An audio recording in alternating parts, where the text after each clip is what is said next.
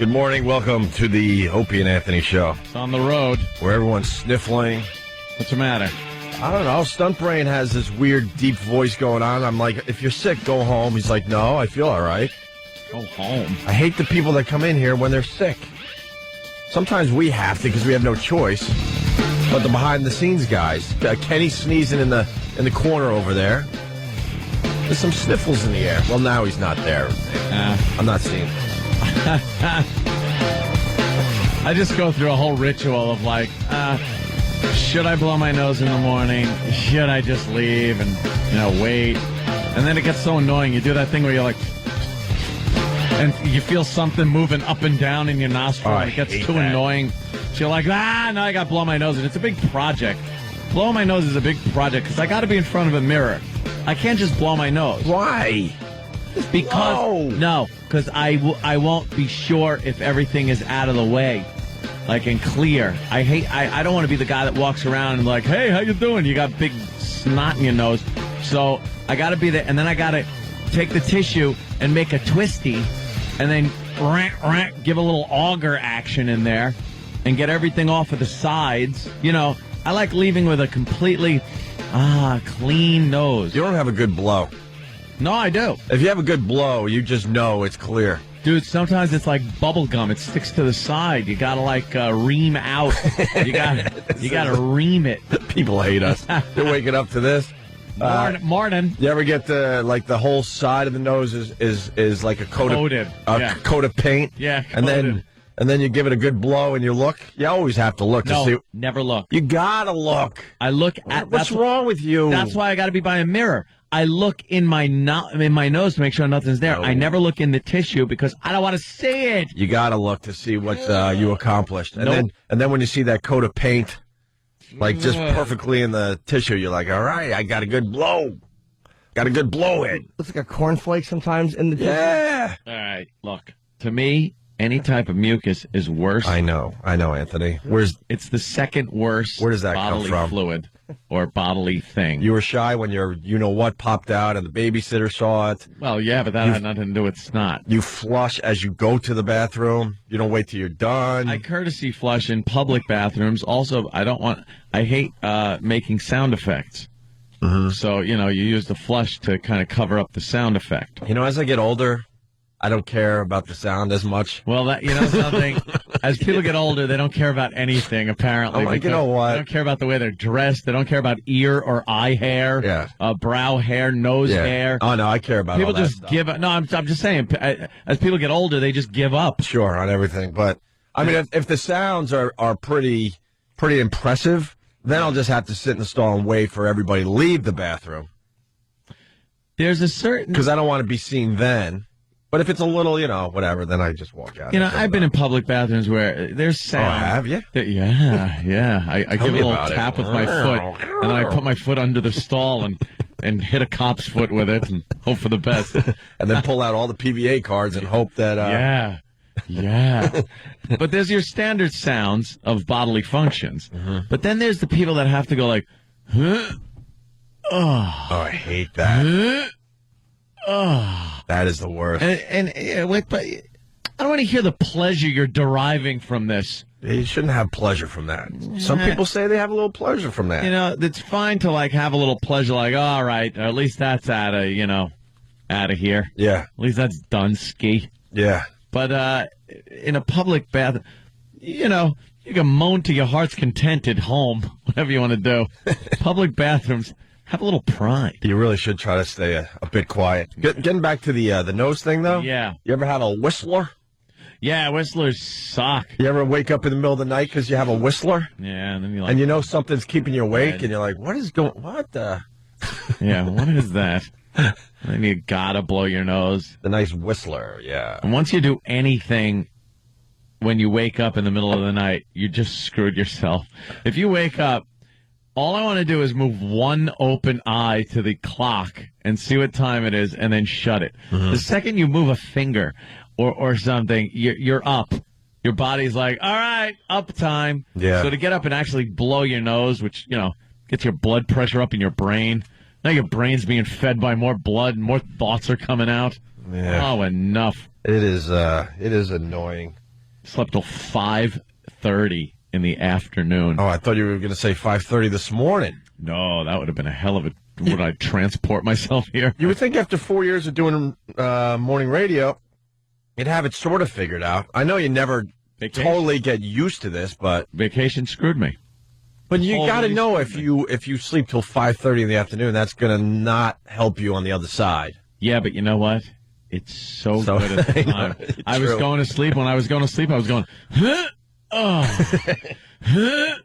because it felt so good to sleep. How many hours did you sleep after the show? From like noon to 5:30? Something like that? My truck was in the driveway, still going click, tick, click, click, making the truck cooling off noises as I was in bed. Wow. In bed, asleep.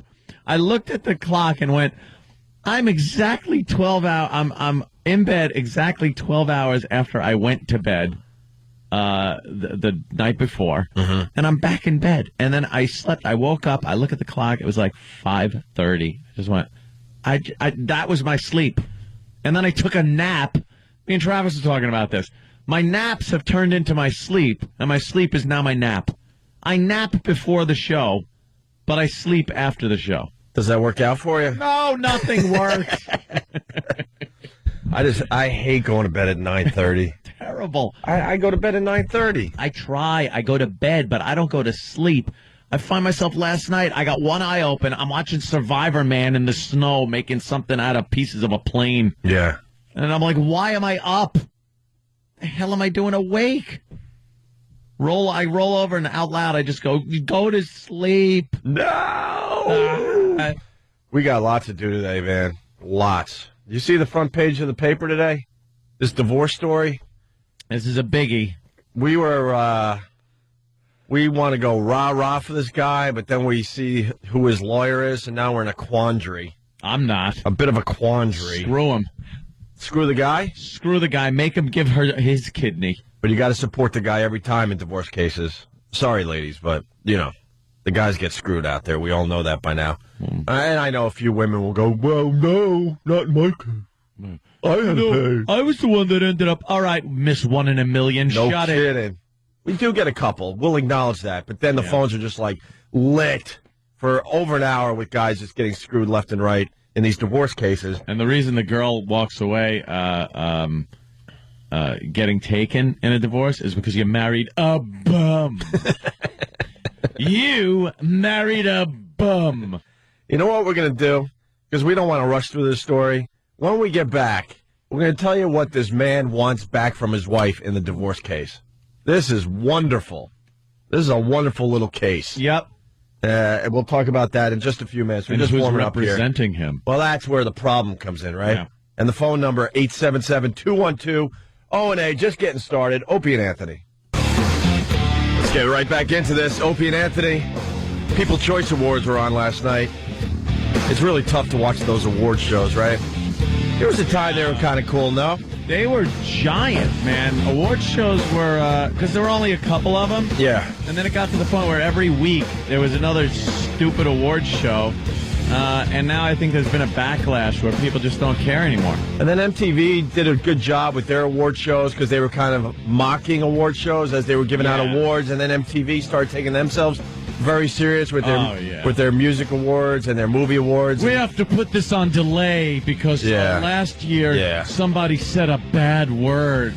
The problem with that, those executives, they should have maybe just put their broadcast on delay without telling people. Yeah. But these idiots that think they know better get the word out that, our show is now on delay. So as you as a viewer, there's a big chunk of people that watch this stuff thinking, oh my God, something crazy could happen. Yeah, these Hollywood actors are pill popping and drinking, and then they're going to go on stage.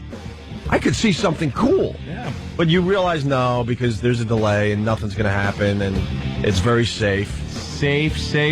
That's what we got to keep it for the children. To the executives out there in the media business, there's a lot of people that don't want safe.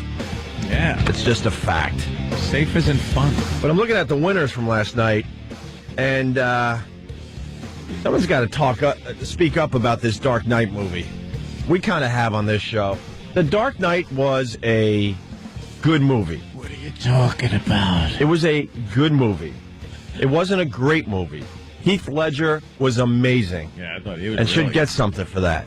The movie itself was a little long-winded and boring in spots. Sure, when you find yourself, if you watch Dark Knight a second or third time, when you find yourself, you're just waiting for Heath Ledger to go back on screen. Yeah. That's a sign that maybe the rest of the movie isn't as great as everyone thinks it is, right? Yeah. But it won Best Movie last night, People's Choice Awards. On the People's Choice. Now, Anthony, I think you're the only one that might have seen all three movies that were up. There were only three up? Yeah. I saw two out of the three.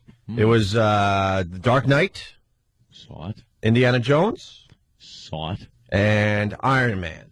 Saw it. I ask you, my friend, which one was the best movie out of those three? Best movie out of those three was Iron Man. I'm with you.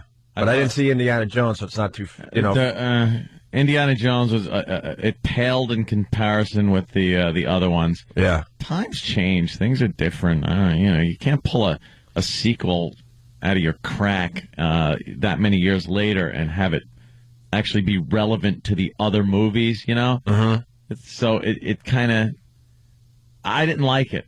Didn't like it at all, as a matter of fact. The last Indiana Jones they made, because it's not an Indiana Jones movie. It was something else. Right. Starring Harrison Ford as a character that's like Indiana Jones. Yeah, too much time has passed. Yeah. So they add in things that are too today, even though it's supposed to be, back. I didn't like it. You know what they should have done with that movie, like they're doing with a lot of these other franchises? Just start over. Don't even acknowledge that Harrison Ford ever did the movies. They stand on their own. People will find them and check them out. Worked with James Bond. Right, and just get a new young guy with new adventures and just start the franchise over. Start anew. I'm looking at go back down. Iron Man kicked ass, by the way. I loved Iron Man. That was a great movie, and I've seen that twice now, and that movie is just solid all the way through. Just solid. Favorite comedy? Could you go back down there, Danny, or the other way? Sorry. Favorite comedy was 27 Dresses. What was that? Was that a chick flick? Yeah. Didn't some good comedies come out this year? What's some of those other comedies we got? Well, here's the problem. The three movies that were up for this award, 27 Dresses, did not see it. Get Smart, I would never go see that. That was up for an award? And Mamma Mia. Oh, isn't that the ABBA? Wasn't this the year of like Pineapple Express and Tropic Thunder?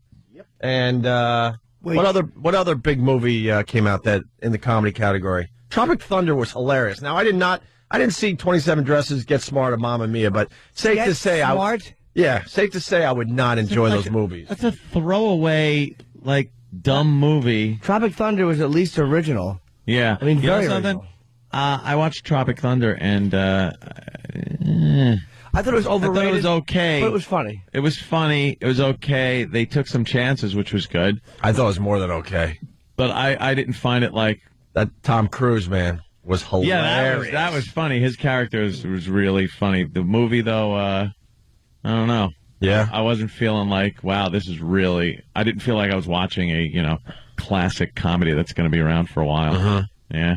Yeah, they did a pretty good job, though. 27 Dresses, that has to be a chick flick, right? What was it? Some kind of wedding thing, looking for a wedding dress? If memory serves, I do believe it's about some reporter that's doing some kind of piece on theme weddings. I think. God damn. Ugh. And I'm kind of glad that I really don't know if that's the actual synopsis or not. Hey, I'll tell you. You mow. I'll tell you. I saw Zach and Miri make a porno this past year. I would see. I guess I'm out of this discussion because it's not fair if you haven't seen these movies. But why would I sit through Mamma Mia? Mm. Why would I sit through Get Smart after seeing the trailer for that crap? Isn't Mamma Mia the ABBA thing? Yes. Isn't that a musical? Yes. How is that a comedy? I have no idea. No idea. People's Choice, huh? Yeah, the People's Choice. Who are the people? Saga. And some of these other categories, I don't know. Favorite. All right. I'll favorite TV show. TV. All right. Favorite TV show. What do you think? I would probably say that stupid 2.5 Men. Hey, where's the favorite TV show there, Danny? I see reality. I see game show. I see just favorite TV show. Is it Ugly Betty? Ugly Betty's good. You like Ugly Betty, Jim? Yeah. Ugly Betty. You can't even say it with contempt on it. No. Contempt on Well, it. they break it up. Favorite TV drama. Drama? What would you I would guess? say one of those god-awful CSI shows. CSI is up there. It was up for the big win, but it lost. Boston Legal. Boston Legal did not make it. Ah. A drama? A drama. It was. I'll give you the three: All right. House, CSI, or Grey's Anatomy. Ah, that would be House then. Yeah. They don't do cable, only regular TV? I don't know. Yeah, what happened with They probably- some edgy shows that actually have realistic language and Grey's Anatomy was good. I saw that once. A hospital drama. I kind of like the ER back in the day. yeah, I never liked those. So I took a peek at Grey's Anatomy. I was like, no effing way. No. They turned like ER into like a chick show and called it Grey's Anatomy. Yeah. I just couldn't do it. But yeah, you're right. House won. And then favorite TV comedy. My God, I just don't watch these. Is it My these Name comedies. is Earl? What's wrong with My Name? Nothing. That had a pretty good run. I'm sure it did. Did you ever watch it? No. Why not? I'm prejudging it. I watched the first couple of seasons and then just lost interest. But I kind of liked it at first. Yeah, at first it was really funny. I would put 30 Rock as best comedy, but it wasn't even up for the award. No, huh? Yeah. 2.5 Men? 2.5 Men was in there. Yeah. Samantha Who What? and Jimmy's Ugly Betty all up for favorite Ugly TV comedy. Betty. Ugly Betty is funny. And you got to give it to 2.5 Men, a show I'm proud to say I've never seen. I've watched it. I've never seen. I watched 2 episodes separated by probably months. Yeah. And I didn't get it. I didn't get when the laughs came in. I was there. I was just bamboozled and flustered watching it, going, I don't find this funny, but the audience, the studio audience is laughing. Are they, though, or is it a little like It push could this be. button for a big laugh? Big applause sign or I don't You know, we were just talking about the Honeymooners recently. When the studio audience was laughing, you knew they were laughing. Oh, yeah. These sitcoms, is it a real laugh? Is it some guy in a booth, sweetening up the jokes or what? You don't know.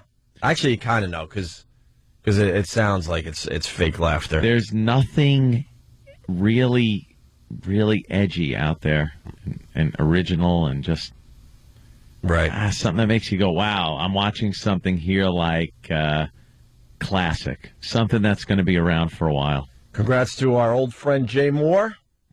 Favorite new TV comedy, Gary Unmarried. Wins the award. He got an award? That's strong for Jay. That is very good. Very, very strong for Jay. Congratulations Won't to be Jay hearing Moore. from him until he's back in the gutter again. Well, that's how it happens. Favorite animated comedy. Favorite animated comedy? There's Is a this lot of movie good or a TV show. TV show. There's a lot of good animated TV shows. I would have to say. I'll give you the list, and I might be scrambling them because I know you're a smart dude. You got South Park, The Simpsons, Family Guy. Well, I believe they probably give it to The Simpsons. Correctamundo. Yeah, although they should give it to second place, which is Family Guy. Correctamundo. Yeah. Well, there's no second place, really. Well, South Park is strong. South Park's strong, but it's a little too crazy for people. Yeah. Wow, The Simpsons. Are you done with The Simpsons? Yeah, How long has that show been on now? forever. It was on the Texaco home theater. I think they're in their 19th or 20th year or something like that. Yeah, if you think back to that, what's her face's show there? Tracy Ullman. Tracy Ullman. Wow. Dude, that was on forever ago. Yeah. That was an 80s show. Not even late 80s. That show was on in the 80s, and The Simpsons was just a little snippet on her show. A little side project. Name one thing from her show.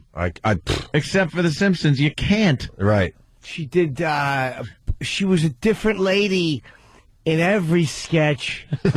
She's been on television since 1966, and I would not recognize her if she walks in the room. I don't know what she looks like. No. Close. And then she got her big song with Paul McCartney. Remember that one? It was a video. What? Hopping She on had a Heaven's hit Door? song. Wait, I'm trying to 80s. remember. She did. She had a hit song in the 80s. It got a huge rotation on MTV. Give me that song. Pop that song up. Look for Tracy Ullman on the music. Huh? It's They Don't Know About Us. They don't know about us. Well, we're trying to guess, Steve. Well, Steve guessed, and he won. Yeah, Steve won the... He couldn't wait to come in and show everyone he had knowledge. You don't remember that song? Well, now that he said that, I yes, sure. It's- And then at Steve- the end, it's Paul McCartney and her in that little car, and they're driving around, and They hit a motorcycle, and there's a model on it. yeah. How desperate was Paul McCartney for a hit? Why would he work with Tracy Ullman? I don't know, but that was at the time where, like, he was working with Michael Jackson and everything else, so he had a lot of hit songs. I think it was just one of those things. Right. So you got a I little think the taste guy- of that? I think the guy is also in that got, like, the alien ripped out of his stomach. Oh, I wow. like that That's echo. That was cool. a little strange. I'm not sure, though. Maybe Yeah. it was a different song. Let me go to Rob on Long Island for a second. Rob. Hey there, Rab. Hey, Rob. How you doing, guys? Yeah, in the past, I know you guys have always like bashed House, and I was on that bandwagon too, just from all those ridiculous promos that you guys play. But Anthony, have you actually ever just sat through an episode, or Yes! you just like prejudging? You have. I've sat through an episode of House, and I find it horrid. Yeah, you don't know this. Really, I just honestly think the writing is good, the plot lines are good, just the illnesses that they show. I don't know. I watched me and my wife decided to just get it on Netflix, and we've watched every episode since. We just think it's just hilarious. But okay, I mean, Wait, everybody has their own opinion. Rob, I let just don't. me jump in. You don't really know the show well. Anthony gets freaked out by these hospital shows. Oh, okay. He can't get shows. past the fact that you could all of a sudden have an itchy ear, and next thing you know, you're dead from pancreatic cancer or whatever the hell. They yeah. scare the crap out of you with this stuff you never heard of before.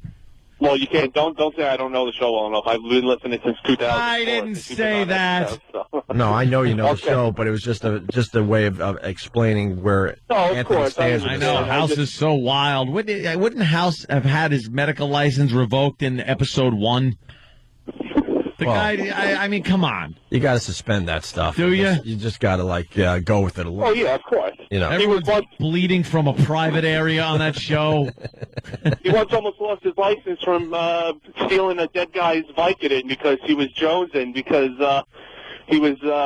I don't know. It's a whole big plot line, but yeah, so there was a dead guy who died of cancer, and he went to the pharmacy and signed out his Vicodin, and then he almost lost his license for that. It's just you got to suspend disbelief, for most I part, like one doctor show, and it's on the History Channel. It's called Mingala. Thank you, Steve. Oh, you guys. All right, later, Rob. Bye. By the way, I did not bring the painting in today. What? I'm trying to build up the mystique of the painting. That's where I'm at with this You're going right to build now. up a pissed off co-host. I want to see this goddamn painting. That's exactly what I'm going for. See, Well, see, and then when I finally bring in the painting, it's going to be that much more special. Yeah, for everybody. Is Yes. it? Yes. So because people are asking, I did not bring it in. Maybe tomorrow. Yeah. Tomorrow might be the day. It better. I'm not be. really sure if it's going to rain in New York or not. I don't want to ruin this thing. Sure. Sounds like you want to. I sure do. Use it as an umbrella. All right, so there's a divorce case going on, and God, we love what this guy's trying to accomplish. We hate his lawyer, though. Yeah. Simple as that. That's the thing that threw me. Simple as that. But let's get right into the story here. When I donated, the next day I was on my feet. I guess it needs a setup, It unfortunately. certainly needs a set. All right. Husband is talking here how he gave his wife a kidney. Isn't it amazing? The odds were like astronomical that he would be able to supply a kidney for this woman's failing kidneys. Mm-hmm. 1 in 700,000. And she had rejected 2 previous transplants. Yeah. Wait, so this guy was almost a perfect match? Yeah. Yeah. Wow. And what are the odds of that, Right. But then, she gets his kidney, and apparently she had rejected, 2 other kidneys? But she wasn't rejecting other organs, that's for sure, because they... You know what? That's pretty good, though. Because she was an adulteress. Yeah. After she got this kidney, she decided she was going to just start cheating on the guy. According to this guy, she was cheating with a physical therapist. And what else? There was all sorts of... some of the other guys she was cheating with. All sorts of shenanigans going on. Yeah. But here's the story. The guy talking about how he gave his wife a kidney. When I donated, the next day I was on my feet, going down the hallway to go visit her in the adjoining room. There is no was having greater sex feeling. with the doctor. Can you imagine? That's what I thought he was going with that. I walked in the room and And she was taking her medication orally. Yes. And what I mean by medication is... The doctor was giving her pure protein, saying it helped the kidney. Right. There is no greater feeling in this planet. God is my witness. I felt as if I could put my arm around Jesus Christ. Wow. It was an unbelievable... Really? I was walking on a cloud. Wow. Do you With do his that? head in the clouds, Dr. Huh? Do you do that with Jesus? You just put your arm around him and go, hey, Jesus. Want to go get a brew? Hey, buddy. buddy boy. Shouldn't you be show a little bit more like reverence for me, Jesus? Yeah. Like I could just smack him on the ass and go, hey, thanks. Yeah. He's not a guy in a bar you're bonding with, you idiot. Yeah. Supposedly the Son of God, according to some of us. I hate the people that have a reference point for Jesus, like he lives in the clouds or something. Yeah. Enough with that. Was walking on the clouds. If there is like a Jesus or a God or whatever you believe in, stop with the reference point. It's all encompassing. It's all around you. Not building these wonderful pearly gates on water vapor in the sky. Right above the clouds. Why do we need a reference point for this stuff? It comes from the ancient times when people didn't know crap. Yeah. They thought, it lives on the clouds. Yeah, does it? Does it? What happened? It's water vapor, dummy. Just makes for a better story. Yeah. A better fairy tale, as some people believe out there. Well, originally they thought Christ lived in Marvin Gardens, and then they felt that was just not, didn't sound holy enough. No, it doesn't. They said, all right, put him in the clouds. But with his head in the clouds, Dr. Batista's world came quickly crashing down. He says shortly after the transplant, his wife began cheating on him. Oh, boy. The couple is now in the middle of a bitter divorce battle, but most of all, Dr. Batista wants his kidney back, or at least what it's worth. In theory, we actually asked for the return. That voice And this is making where we me hate cringe. the story. I've heard this voice. Story. I've heard this voice in a courtroom, and it gives me a tummy ache. It's Dominic Barbara. It is him, right? Yes, who he's represented representing the man. Anthrax, but now representing this guy, right? Yeah, he's representing the guy. He, of course, was representing my ex. Yuck. And now he's, I guess, trying to get the financial value of the kidney. What a jerk. Well, he is good with certain parts of the body. Because I know what he did to me. I couldn't sit down for a week. And he attempted to take a few parts of your body. he went for the process. He went for the lungs. Well, yeah. You go for the lungs. Why not go for the kidney? Bastard. He attempted to get your Yeah. Yeah, took the scrot and everything. I like to call it the bully balls. Oof. In theory, we actually asked for the return of the kidney. But of course, he wouldn't really ask for that. But the value of it. The asking price for the kidney, $1.5 million. Something of an idea of what the value is to get something that would keep you on your feet and not prevent you and prevent you from being disabled, being at home, going to dialysis 3 times a week for 3 hours at a clip. Then what is the future earnings of the kidney?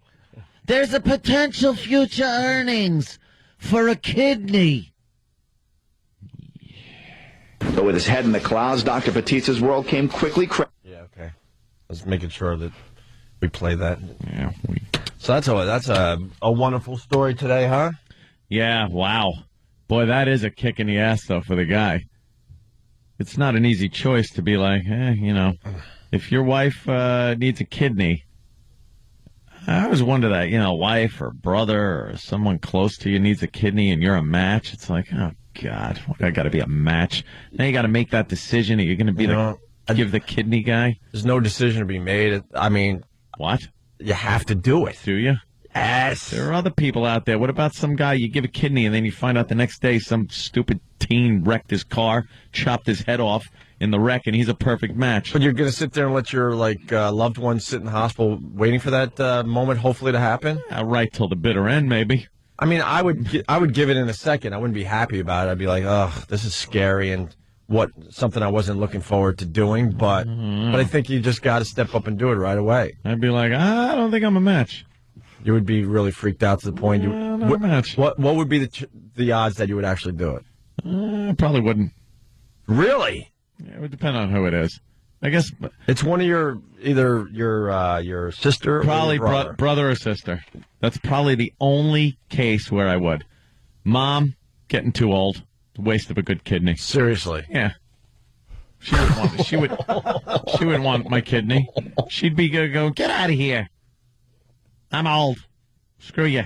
Wow. I wouldn't. No. Why would I give her a kidney? Because she's your mom, and she needs it. She's getting up there. Screw it. Jimmy, what are the odds you would do it? For your sister, your mother, your father, your nephew? Sister and nephew, yes. Yeah. I'd go to, Haiti and buy a kid for $300. Throw it in a cooler and come back home? Yeah. Parents, I don't know. Like you said, they're old. Yeah, it's not worth it. There's a lot of things that I asked for that didn't receive. Tell her to get a Van Heusen kidney. Yeah, exactly. Thanks. Remember all those sweaters? I think it's a no-brainer. I think it's a no-brainer. It's a kidney. Yeah. And I'll be honest. I'll be really freaked out, and I'm not happy that I'm going down that road. But I know of somebody. I have to keep it vague. This person needed a kidney. The brother was a perfect match. Yeah. And the brother said no effing way. Wow. And he was young. He was like 19 or 20 at the time. Yeah. This person had to go outside the family, even though her brother was a perfect match, get a kidney from somewhere else. Okay. And it's just been horrific ever since. The kidney was rejected. Goes back. Now she needs another kidney, or she's going to die. Goes back to the brother. Hello, can you help me out? Brother still says no. Does he not like her, though? Huh? Does the brother just dislike his sister? What's their relationship?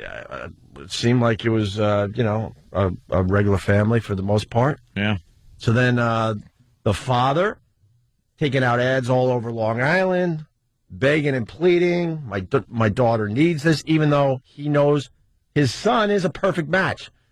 The guy put out ads in Newsday and was nailing things up all over town. Finally, the father was so desperate, he gave his own kidney to his daughter, even though he wasn't even close to a match. How they do? As the brother sat there the whole time. How they do that? With all sorts of rejection drugs and stuff. When you get into these situations, you do what, let's give this a shot instead of fade away and die. How'd it work? I don't know, because we're not in touch with this person anymore. If any story I've heard could have had an ending that I would be interested in. I know. I'm sorry. That one. You know what? I could probably get. Almighty. I probably could get an ending to that. That was story. like watching The Godfather, and it ends while Michael is standing Godfather over the baby, and you don't know what happened with family business. The end. I can tell you this much. I would have to assume that this person is still living. I would have to assume, but I don't know. What kind of medical issues, she's having because she's got the father's kidney instead of the brother's kidney. I'd like to, it's really... I would know if she's not around anymore. So she's still living. It's easy to go at the brother's a dick, and he might be, but it's like, who knows what she's like? Does she do drugs? Like, is she just... Nope. No. Nope. Just a very, very unfortunate situation for her. Just one of these diseases that actually is really rare. And, he passes the first time, and then you're passing the second time knowing that she's like wasting away, and the father's sitting there like, holy crap, this is my daughter. And he's sitting there. Mess. And he's sitting there living in the house still. He's not even on his own doing his own thing. It's like... I don't know, though. Giving a kidney, it's like, you're on a 767 and one engine goes. I know. You're like, all right, we could still fly, but... Look, it's rough. I'm just on one here. It's a rough thing to think about, that's for sure, but... I don't know, man. I mean, for my brothers and sisters, in a second. Really? Yeah, I wouldn't be happy. You got a lot of them, too, so odds are. Oh, no kidding. Oh, God. How many do I have these days? These days? I'm one of 7, and none of them have passed. But growing up, I had extra sisters and people living in the attic. So I don't know. I don't know who I count and who I don't these days. I don't know. And both my brother and sister just had babies, so maybe they're a match. The babies? Who cares? Grow your own organ donors. That's what I say. You're the worst. Come on. Matt on Long Island. And what if Opie needed a kidney? Please. The answer would be no. Who am I kidding? Opie needs $10. I question it. I'm not stupid. Gabe, well, here we go. We got the stories coming in. Mark in Sarasota, Florida. Mark. Good morning. Good morning. Wait, someone is saying hold on. Someone is saying I told an E-Rock story. What does that mean? Because it had no ending? Well, E-Rock stories normally have no beginning or middle either. But maybe just because it was... I think that was a good story. And I'll give you guys an update. I'll find out more. Yeah. Opie, quickly, also, people are questioning whether your brother would print up I Got Opie's Kidney T-shirts to sell at events. A cartoon kidney with like a funny face on it? Yeah. Yes, of course. Wow. Sure. Wow logo on it. Yeah. Wow, I gave a kidney. Go ahead, Mark. Yeah, about 2 years ago, I got the call that my sister is on dialysis and she needed a transplant, and that the family members would now get tissue typed to see if it was a match. And turned out I was the only one that was healthy enough, and Lucky you. I got to do it. And and I wasn't real happy about it. But Opie's right. It's you just have to. There's no way that you can say no. No, it's weird. Let's say, God forbid, somebody in my family needs a kidney, and we all go in for that tissue testing. Yeah. And you're not a match. And then you go to them like, man, I was ready to. I was right there. I was ready for them to wheel me down the hall for you, bro. But unfortunately, I'm not a match. But inside, you're like, thank God. Also on Pal Thank Talk, God I don't have to make that decision. people questioning whether Steve would put a Foundry logo on the kidney before it was transplanted. And he'd have it put in the wrong part of the body. You wouldn't know how to navigate through the body to get to it. Yeah. Now go find your kidney. It's easy to search for. Yeah. Sure. Well, they did give me a little gold-plated tie tack in the shape of a kidney and a T-shirt that says that I was a kidney donor. So They do. Wait, they do not do that. Yeah, they do. That's an insult. High tech. That's an insult. So how has it been since? The first 3 or 4 months, it was pretty rough, but ever since then, I'm doing really well, and I'm really healthy, and she is too, although she started skimping on her anti-rejection medication, and we were a really good match, and so she started to get what they call an acute rejection, which is because she was skimping on her meds, but she's back on it now, and she's learned her lesson. How annoying is it, by the way, when you give up a kidney? Extremely annoying. Yeah, he already knows what you're going to say, but go ahead, Jim. Oh, no, I was going to say, wait, did you think I was going to say when you give a kidney and then she's not upkeeping what she's supposed to? Yeah. Exactly. No, I meant how annoying is it when you give a kidney and it's rejected for whatever reason? Maybe not even that. Oh, my, can you imagine? It's like they can't get it back, can they? You're like, well, give it back to me. It was working fine in my body. Yeah, you want to just look at their dumb body. So did you call her screaming? No, I just kind of kept my mouth shut because, what's she going to do? She made a mistake. All right. Thank you, Mark. Listen, the phones are lit, 877-212-08. People want to talk about this for a little bit. And I'll tease this. I got a friend. Wait till you hear about his wife and how she's doing. And it has something to do with, obviously, organ transplants. Wait till you hear this one. Is it your friend Delbert Grady? A fellow fraternity brother. And, wow. Marshmallow transplant? No? No. I think he was side by side with me when we had to do that just horrific homoerotic thing to get into the fraternity. Yeah, this makes sense. All I want to do is drink some beer from a keg and go bang sorority girls. Why do we have to do this? Why? Marshmallow gag. Opie and Anthony. I got a quick I told you so. I told you so. I'm a big Jets fan. What a disaster. We all know that by now, right? And then the Jets go and fire Mangini. And Mangini pretty much didn't want Brett Favre. He wasn't totally on board with that whole thing. But he went with it. And they did pretty well. And then Brett Favre completely collapsed like I told everybody out there. And when they fired Mangini, I go, look, you watch. He's going to be coaching somewhere else immediately. And sure enough, the Cleveland Browns have picked up Eric Mangini to coach their team next year. Yeah. He's a young, good coach. How do you fire him after a 40-year-old quarterback has a disastrous second half of the season?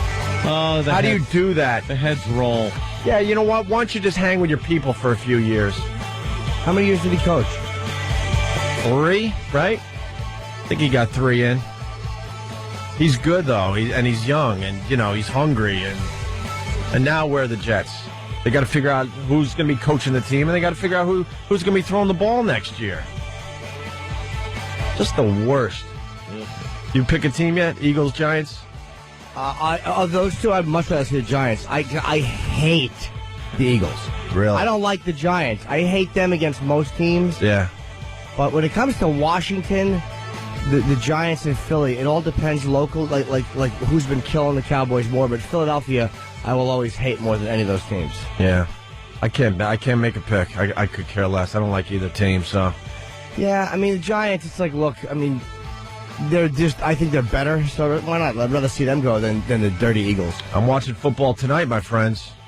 National title on the line. Go Gators. Oh, God, that college thing? I love the college football. Yeah, all right. And my nephew, goes to Gainesville, so have fun with that. We gotta pull for the Gators tonight. Oh, okay, then that's why. Yeah. I root for my alma mater, which is Middlesex Community College. I went to one semester back in 1987, and I root for them in all of the national sports confrontations. What's their banner? Yes, I do. And it says MCC. What's their big sport, Jimmy? What were they good at? Every college claims to be good at one sport. Buddy booth drilling. They're amazing at that. They can put a hole in a wall in under 3 seconds. Perfectly beveled hole. Hey, Chris in Oceanside, I'll give the other side of this for the people. Mangini sucks, and so do the Browns. Good fit. So, there you go. The other side of that issue. Back to... You're missing the big news today, bro. Yeah, what? Soupy Sales, 82 years young. Yeah. Are you kidding? Yeah. We saw him 10 years ago on the road, and I thought he was going to die. Mm-hmm. Me and Opie were driving in. It was longer than 10 years ago. Who the hell knows? It was like right when we got to New York. Did he punch Opie's mirror? No, he wasn't that guy. Okay. But he was standing on the side of the road, and we were like, "Hey, Soupy!" And he gives this confused look, and he looked like a corpse standing there. He's still alive. Still alive. Yeah. Wow. By the way, you got to see a picture of Kevin Federline. How fat did this guy get? What website is that on? No way that's Kevin Federline. Just to explain to the people, as we're doing the radio show, we got Danny just surfing constantly, so things just pop up that you got to react to. There's a picture of Kevin Federline. He's got to be twice the size. He's giant. Of when he was kind of famous doing the Britney thing. He's giant. Is he E-fed now? Is he called? Wow. Yeah, that's up on the superficial.com. Superficial.com, and we'll link it on onaradio.com. And if we're talking about pictures, we got to say hi to our boys at whatwould-Tyler-Durden-do.com or www.tdd.com, right? Yes. Okay. What would Tyler Durden do? They got a picture, and they're playing it safe. They're not sure if it's real, but there's a picture of Jessica Simpson that will give you an instant chubby. Yeah. An instant chubby. Go to www.tdd.com. If that's real. And the picture's titled, Holy Crap. Her big, huge bosoms. She's sitting... Her bosoms. She's sitting on the beach right in the water there. And you see everything. I mean everything. And she's sporting what Jimmy loves. Yeah. Let's just say... I mean, we're all fans of that area, but in particular, Jimmy likes when it looks like that. It's massive. If that makes sense. Picture, it really is. Picture Cornelius wearing bikini bottoms over his face. It's amazing. She looks like when you do this, like shadow puppet. Yeah. Yeah. What is this? When you do this one, you try to make it look like a duck. Like a little duck mouth. Yeah. Opening. That's what it looks like in her bathing suit. Yeah.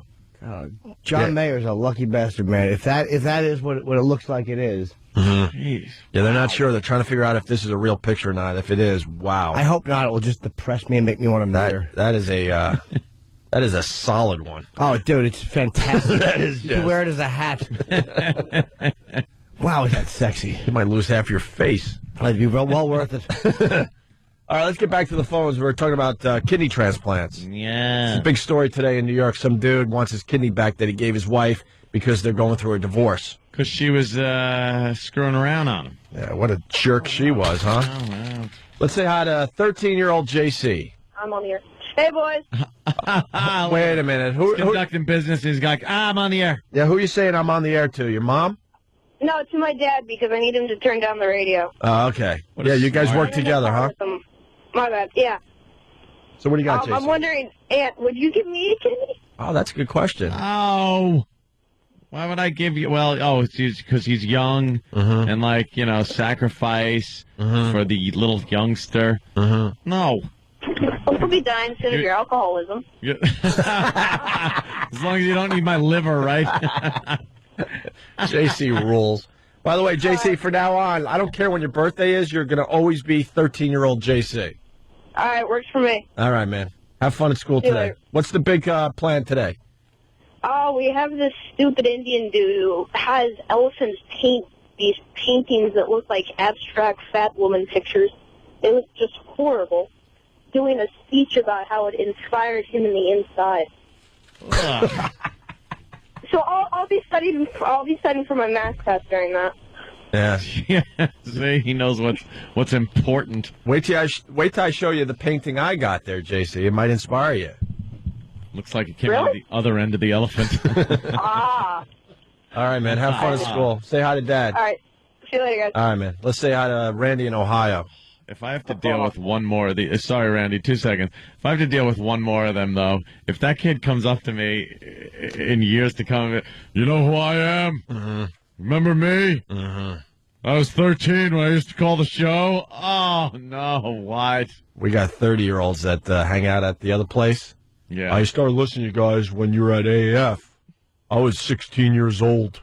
I'm now married with 5 kids. I get what? Things on MySpace and stuff where people are just like, hey, I used to listen to you guys when you were in Boston. I was 11 and I'm in college and I just graduated. Just like, oh, God. It's a bit weird. Randy, how are you, buddy? Doing well, man. Good. What do you got? Well, my mother wanted a kidney, needs a kidney, and my sister and I are both perfect matches, and giving her a kidney would be like giving Mickey Mantle or Anthony our liver. So what's funny is she's out tried to take me to court because my sister said that she would do it, but then I went and talked to my sister because my mom is an alcoholic.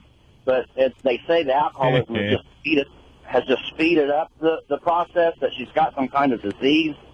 So I talked to my sister, and she has kids, and I have kids. And I said, well, if my mom's got the disease, there's a chance that we might have it, or our kids, they might need the kidney one day, and she's not going to straighten up. She's not going to change. Yeah, but so my mom's actually, go ahead. Yeah, you're just trying to justify the fact that you don't want to give her a kidney. I think I'm kind of with you. If she's an alcoholic and you got kids of your own, I don't think that's a tough call. I think I would pass on that one.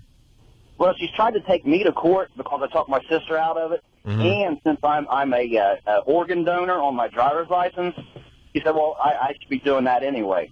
It's really funny around Christmas time because, pass the turkey, give me your kidney. Right. Yeah, so that's where we stand. So I wouldn't do it. I would give my sister or her kids or my kids, any day. Mm-hmm. Right now. Well, kids, people and your goddamn kids, you sacrifice everything for them. Well, What do they wind up doing? Your mom sacrificed a lot for you. She didn't do crap. She did a lot for you. She was just doing what she had to do, not what she wanted to do. Are you kidding?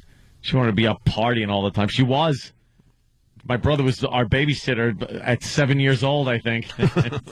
All right, Joe, watch the kids. Yeah. Why do you hate kids so much? They're inconvenient, annoying, disgusting. Well, a lot of people would agree. Life wreckers, body wreckers, relationship wreckers, romance wreckers, sex wreckers. But why do you hate them? Does it go back to when you were being brought up? No, it really doesn't go back to that. It goes back to the fact that I look at people that have kids, and the only thing they can say, the only positive thing they can say is, once you have them, you just realize how much you just, there's a certain part of you, this love that comes out. Never one thing like, I could send them around and make them wash my car.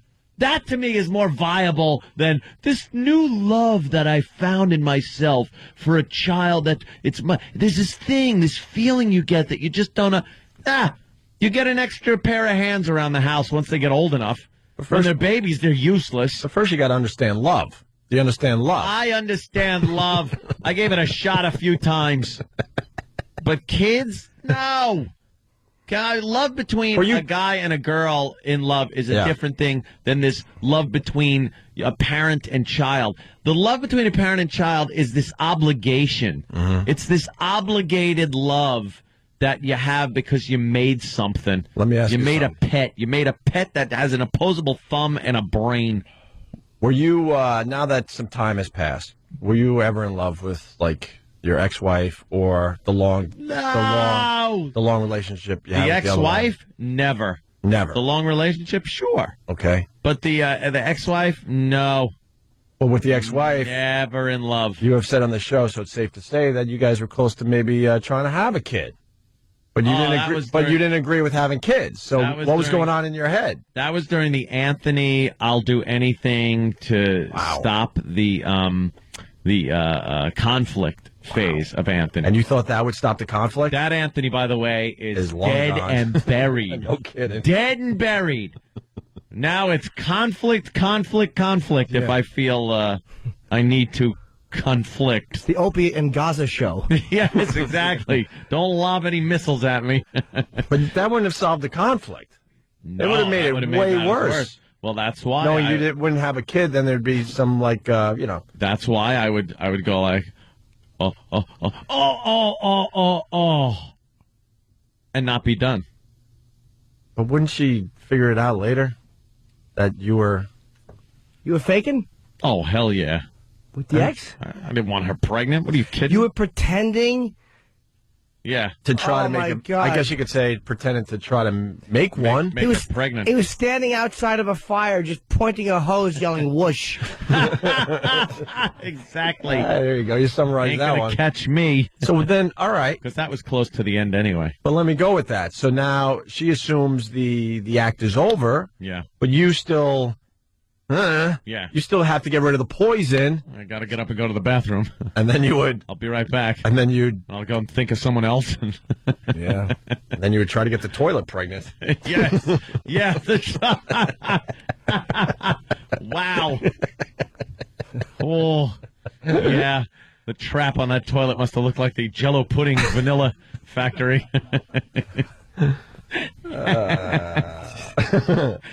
Clayton, I didn't want a kid. I didn't want one. I just saw guys having kids, and it would just. But that's why you got married, because you saw everyone else getting married, and you felt like, well, I got to get married, I guess. Yeah, to be an adult. And then the kid thing was not my idea. We had like this plan, this like long range plan. It was like, all right, get married. After like 3 years of marriage, that's like, all right, we can have fun for 3 years. And then we'll work on kids. But then I started getting into radio. And then I was like, I got this career just coming up. I can't be doing this. We're going to have to alter the plan. And boy, did I keep altering that plan. You sure did, my friend. Until there was a massive blowout. Mm-hmm. And it was like, all right, it's time. And then it was like, oh, no one's getting pregnant here. What's the story? Go to a fertility doctor and have everything checked out. I, meanwhile, have like... My cells look like the Nazis at Nuremberg in like 39. I have to interrupt, though, because you were doing what you just explained a few minutes ago. Yep. So she's assuming that you guys are definitely trying. But there's a problem. And now all of a sudden at dinner or something, you got to go, well, we've been trying for a while. So I didn't say that. I was like, no. She's like, oh, well, something we might have to go, check this out and see if there's a problem with one or the other. The guy looked under the microscope at mine, and they looked back at him with angry eyes. I'm raring to go.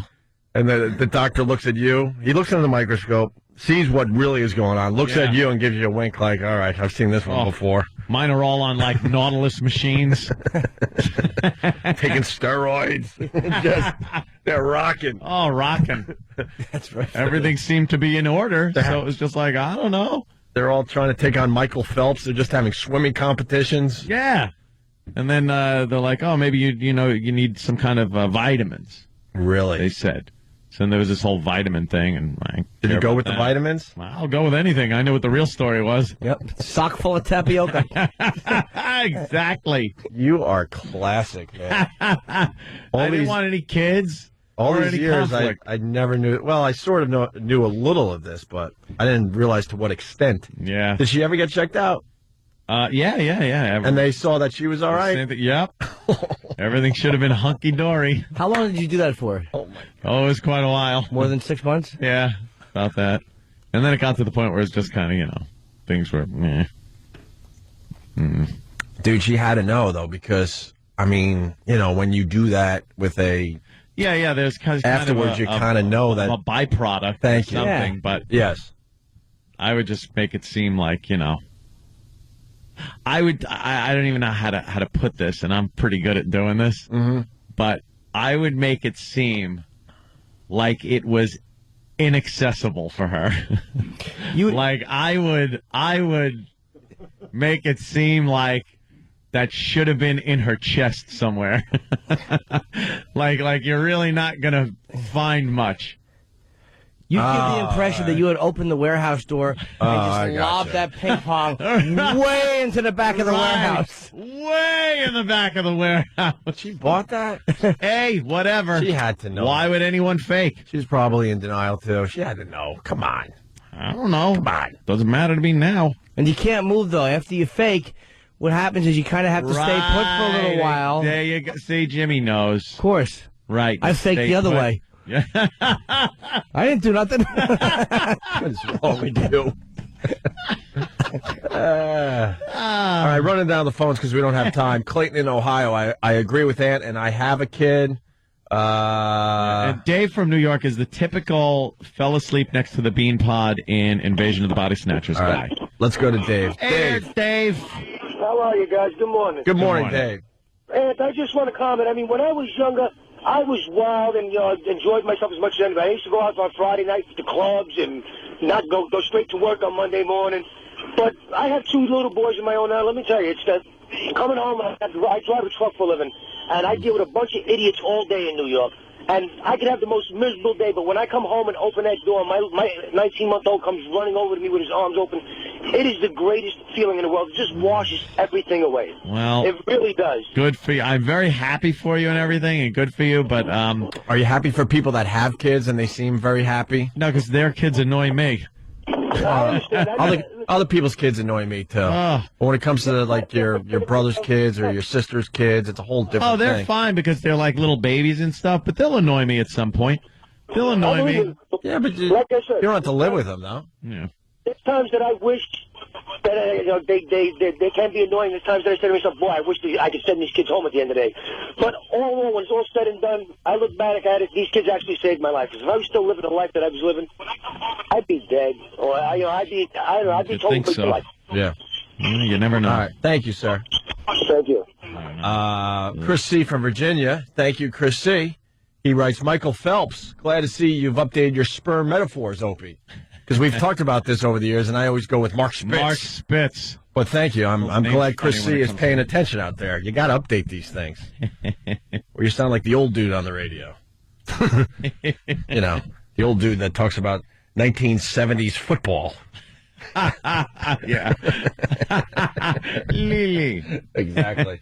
Well, here's this annoying bitch. Lydia, Oceanside. Lydia. She's going to... More psychobabble. Analyze me. Go ahead, Lydia. Go ahead, Freud. Morning, boys. Hello. Hi, Lydia. Anthony, it seems to me that you've spent most of your adult life trying not to be that crying boy in the back of the car. Having children would just bring you so much closer to that. I understand why you don't want children. It must be very, very frightening. frightening. This is why I will never go to a therapist. I would sit there and if she sat there and talked to me like this, I'd be like, ugh. It's very, why are you so frightened of it? And then I'd have to, like, eventually I'd have to go, I'm frightened. You're right, Dr. Lydia. I'm so frightened. No. And then she would have to say something like, well, it looks like we had a breakthrough today. This is good. This is good. You're letting it all out. I am scared of having children. No. That's exactly what I would say. And then I would say, okay, our time is up. See you next week. Yeah. Bend you over the desk. And in the back of your head, you're going, ka-ching, ka-ching, ka-ching. Another sucker, ka-ching, ka-ching, ka-ching. Never. Ka-ching. In the back of my head, I would be thinking, how sad. I don't think Ant's scared of having kids. I think he just doesn't want them. I think that it's like there's a stress, this emphasis put on having children, like there's something wrong with you if you don't want them. They wreck things. He doesn't want them. Ant's not crazy about kids. I'm sure he's nice to his nieces and nephews, but he doesn't want them. And what's weird about that? Good for you. I don't either. And he shouldn't have them. If you don't want children, you shouldn't have them. But you guys were wondering why he hates them. Yeah. Because children are vulnerable, and Anthony has spent his whole life trying not to be vulnerable again. What does vulnerable mean, though? Empathetic to certain people, and their plights. Well, yeah, don't you think that saying anybody who has kids is miserable is saying that basically a large percent of the human race is miserable? Anthony's not a narcissistic personality disorder. He doesn't empathize with people who have children, but it doesn't mean that he doesn't have empathy. Yeah. He just thinks that people who have kids should all be kind of lined up and shot. I mean, that's Anthony's odd view, but that doesn't make him a narcissist. Let's roll through the rest of them. What are they?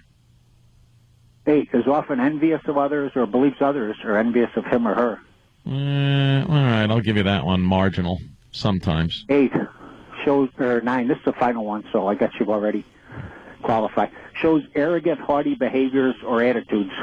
Yeah, okay, I could be arrogant.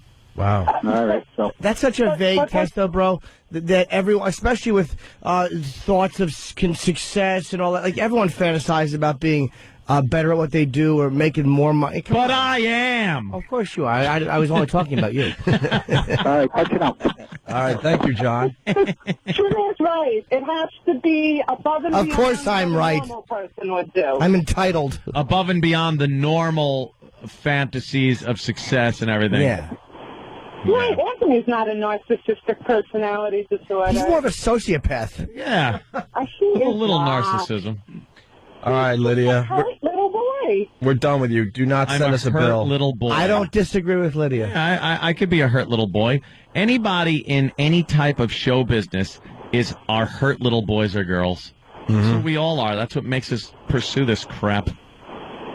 Have a wonderful day, guys. And you have a wonderful day, too. You do the same. Thank you. Hey, Lydia. Yes. We got to take a break. Yeah, we got to go, He's Lydia. going nuts. Get lost. His hair's falling out. He's going falling. It's leaping off his forehead with parachutes. Speaking of which, in about 10 seconds, we get to hear what Stunt Brain's going to do for his horrendous hair loss. Stay there, Opie and Anthony. I know we're moving on. We were talking about transplants, but people are asking still, so... My friend from college, going back a little bit here, my fellow fraternity brother, a good friend of mine. We've lost touch over the years, unfortunately. He lives far away. He's got a family and kids, and I'm down here. But see, why can't he just come down and visit you? Actually, that's right. He's got kids. No, he actually does a pretty good job for someone that has kids. Yeah, he still lives his life. But his young wife at the time, because now this goes back a few years, had some ridiculous rare disease that was pretty much shutting down her heart and her lungs. Yikes. Extremely rare disease. So she was on the donor list, and they were on standby where they were going to get the call at any moment for her to get a new heart and new lungs. It's amazing. And she was, I don't even think she was 30. Just amazing. She get how it? they can do that. So time went by, a few false calls, and false calls. What am I saying? False alarms. False alarms. Thank you. And they finally got the call. They got it. They had the jet waiting and everything. Don't want to really say where he's from. And they got her into this hospital. She got a new heart and 2 new lungs. And a mere less than a month later, they're down here in New York City, and I go out to dinner with them around the Christmas holiday. Wow. And she's smoking and drinking. And I'm sitting there, and I got to be honest, and he's a good friend of mine, but I was completely creeped out. Very happy for him. Extremely happy for him. Yeah. But creeped out because I'm sitting there, and I can't get past the fact that she is living because she's got someone else's heart and lungs. Kidney, when you hear someone has a kidney or something, it doesn't freak me out as much. But I'm sitting there like, I hear her breathing because she's still getting used to her new lungs. So you hear kind of, her. Whoa. I can't really do the noise, but she's. Man is playing God. Right. And she's kind of breathing with someone else's lungs, and she's still learning how to use her new lungs. And I'm sitting there like, wow. Wow. That's something. Wow. And she had a grand old time. She was getting around. She ate a fine meal. She wasn't boozing or anything. No, huh? And then they went back to their hotel, and I was just stupefied. I was like, this is just unbelievable. Can you imagine? No, and I don't want to. Huh? No, I don't know. No, and I don't want to. No, I don't want to imagine that ever. Today's an interesting day in history. Uh-oh. Is it? Why, Jimmy? Why? It was 51 years ago today, apparently, that a young 14-year-old Bobby Fischer won the U.S. championship. That kook. From Samuel Reshevsky. How long ago? 51 years ago. He was 14. And he won the U.S. championship. That long ago? I don't know how this makes sense because I think he was 66 when he died. And he died like last year. But 51 plus 14 equals 65. So I don't know how that works. Might be off a year or two. I was thinking of Spassky. No, that was in the, I believe, 72. Yeah, okay, that's what I remember then. Because I'm like, wait a minute, I don't remember that. Yeah. I wasn't born then. Jesus. No, he beat Samuel Reshevsky. Reshevsky. And then became a kook. We've played his audio over the years, man. He loves the Jews. No, he really doesn't. Oh, literal Jim. No, boy. He certainly doesn't love the Jews. My favorite Fisher moment was when he spit on the U.S. State Department order that he not play Spassky in a rematch in 92 in Yugoslavia. He spit on the government papers. Hey, Ann, were you in Fort Lauderdale yesterday? Yeah, as a matter of fact. You were? Yep. And you flew back in time for the show? Yeah. I left after the show. Who is saying that I was in Fort Lauderdale? Just asking. Oh, okay. Because speaking of Jews, you got this little story coming out of Fort Lauderdale. All right. Go steal other land! Go! Get back to the oven! You need a big oven! That's what you need! Love is alive and well in Fort Lauderdale. Let that be a white anti-black protest, and you watch the way the mainstream media covers it, and that gets a little bit of play, and it's in the papers, but it is getting nowhere near the coverage that would get if it was a bunch of other people not if it wasn't Muslims being nasty and trashing Jews, they would be covering that completely. Wow. Yeah, that's protesters at an anti-Israel demonstration in Fort Lauderdale telling the Jews to go back into the oven. Yeah. Get a big oven, she's saying. There you go. Yeah. There you go. Holy mother of God. This reinforces my whole thing in that when you hate somebody, you will just pull out all the stops when it comes to insulting them or throwing out some type of thing that you want to hurt them with. All bets are off. Yeah. We've all been in that place. And that's why, at least once in our life. That's why I call shenanigans on anyone that says they've never used this racial slur or this sexist slur or something. Because when push comes to shove and you have to insult somebody and you're severely angry, you're going to pull it out. You're at least going to think it. I like the people that go, no, it's never even crossed my mind. You're a liar. I think so. I think you're right. Yeah. Yeah. And then there are other people that just think it all the time. Yeah. Well, we're talking about the news. Then we got this crazy news story right here. This is just crazy. You thought that last one was bad. Listen to this. And again, this week, Alex, I can show you the massive snow piles that have resulted. This is what... Ow! Jeez. Oh, gosh. Oh, Mike! Man. You all right, pal? No, you're not. Wow. Okay, we're going to cut away from that, and I hope you're... Hey, my goodness. Ow! Jeez. Oh, gosh. What an ass. Yeah. Good for him. He fell into the snow? Yeah. We'll link the video on onaradio.com. Oh, are you all right? Oh, we're going to cut away. Why do you always have to cut away? Stay there. We want to see it. Yeah, who's leaving? Your dumb show. That's what you're doing. You're doing things to keep people watching. Yeah. Why would you then cut away? Yeah, come on. And if it Oh, was is that great? Somebody other than a reporter, you can bet the media would have stayed on it. Yeah, we're watching the video now. We'll have this linked. He's walking. He kind of... Wow, does he tumble down that little hill? What a dumb... Clumsy douche. What's that, Danny? I didn't see the video itself, so I was looking for it. This apparently is a completely different... Oh, really? Waterfall. All right, well, we might have to get that. Hopefully the one we just heard actually was doing a story on, like, on cow patties. And stepped on a giant pile of snow. Want to hear that again? Yep. All right. And again, this week, Alex, I can show you the massive snow piles that have resulted. This is what... Ow! Jeez. Oh, gosh. Oh, Mike! Man. You all right, pal? Like No, Carol you're not. Brady.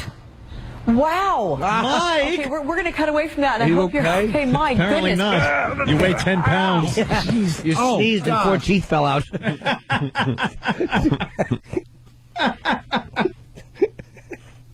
She did when she said, Mike, Yeah.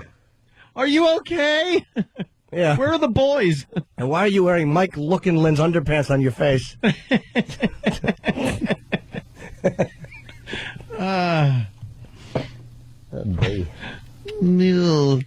got to see that video. Yeah, we'll get that up on onaradio.com. Good one. We got Ann Coulter calling in a few minutes here. In about a half hour. Half hour? Yeah, Her new she's book on. is what? Guilty?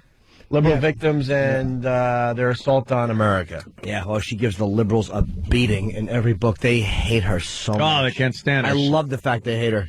She is like the picture of the people that liberals hate. Amazing how they love to be the snarky ones or the ones who just she just attacks them without apology, and they're so covert in their attacks half the time, because they like to pretend there's something they're not. This is not even about your politics. This is simply about certain liberal arrogance. I love the fact that she just basically verbally spits in their face. Yeah, she's got no apologies. None. She just, if people try to call her out, there's so many people out there that voice their opinions and ideas or politics, and they catch some flack from some liberal ass. And then they turn around and apologize or try to spin what they said and go, no, I didn't mean that. What I was really saying, she just turns around and goes, yeah, that's what I said. And I think when she called John Edwards a faggot, she said that, and that was a tremendous story. Oh, yeah. And I think that they were demanding something him an apology, and she goes, well, I couldn't apologize because I was too busy laughing. Yeah. Good. Don't apologize. Yeah. Right on the bestseller. Must be nice not to have to answer to anybody. Yep. That's what it comes down to. Yep. Well, she was, I guess her and Matt Lauer were just yelling over each other yesterday or something. Oh, yeah? We got a clip here. So we canceled your appearance here on Tuesday, and from what I've been reading, you thought you were banned for life from the show. Were you behind that report? No, I didn't say that. That was from a reliable news report that, by the way, has never had to retract a report on exploding GM trucks. But I do note that, like NBC. So we're either dead or you weren't banned. It apparently took 8 hours for the Today Show to remember that there was a Wednesday show that I could be invited back to. It took the Drudge Report posting that for the Wednesday invitation to appear, but I'm very happy to be here. We've had you on so many times in the past. After every book, you've always been invited back. Why would you all of a sudden be banned? Why? I don't know. I mean, that's not for me to answer what your motives are. We traded you out for Tony Blair yesterday, and I think that's a pretty good switch. Well, you had more than Tony Blair on for 4. I wasn't on, and they were told because NBC viewers don't want to see her. Yeah, how did How do they come up with that? And like to say that you're banned from because I read the Drudge Report, that you're banned because of your political ideology is just preposterous for a news station. Well, it's strange that an insider would admit it. Yeah. Not that I wouldn't believe it, but boy, God bless Matt Drudge. The Drudge Report gets results.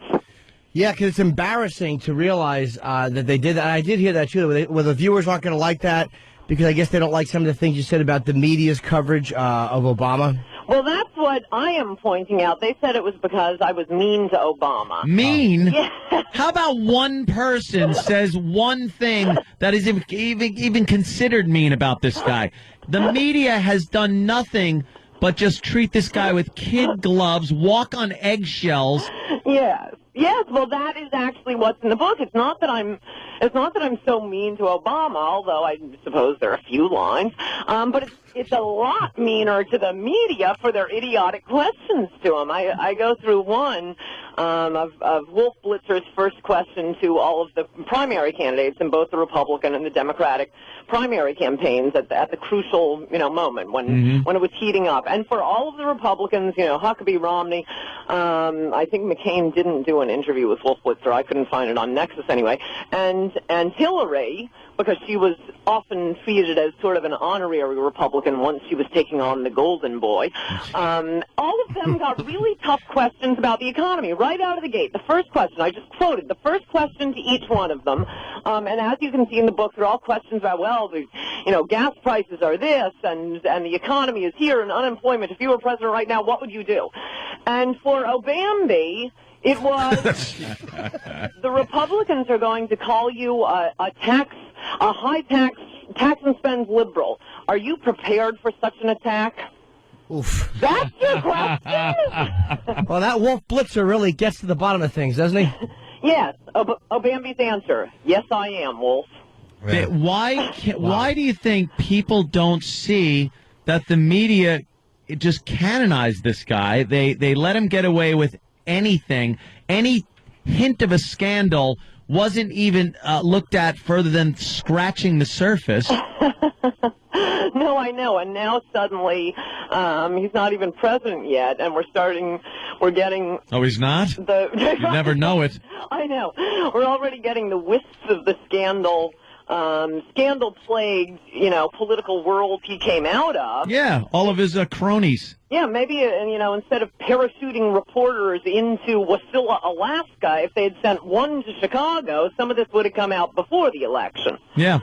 And the media was so quick to jump on, what's her name? Sarah Palin? Sarah Palin for her lack of experience and just barely scratched the surface about Obama and his lack of experience. Right. It was a hate crime to mention Obama's lack of experience until Sarah Palin came along, and then liberals just didn't even care that there was a double standard here. And it is you bring that up. It is so easy to just whip out that race card the second he's criticized on anything. Right. Which is just disgusting, especially considering the fact that he's our first half-white president. No, and also, going with the victimology theme, it is sort of a weird thing that in America right now, today, the way you get ahead is to claim to be a victim. In all other periods of history and all over the world, if people were lying about themselves, they'd lie up. They'd say they came from a better family, went to better schools, are better than they are. Now we all debase ourselves, not we all, but people debase themselves, claim to be worse than they are, because doors are open for you in America if you're a victim. And part of this comes from the black experience in America. They were true victims. Americans felt guilty about it. But now you have every other group latching on to it. Privileged women living in Scarsdale. I'm a victim of my boredom. And you have, illegal immigrants and gays, and every other group wants to latch on to it. Liberals have latched on to it, just distorting into this peculiar thing. But given what the original and genuine victims that people did want to have some sort of compensation for or change the laws on, and so on and so forth. That was based on slavery having existed in America. Right. Barack Obama's father was not touched by the slavery experience in America. He was from Africa. Right.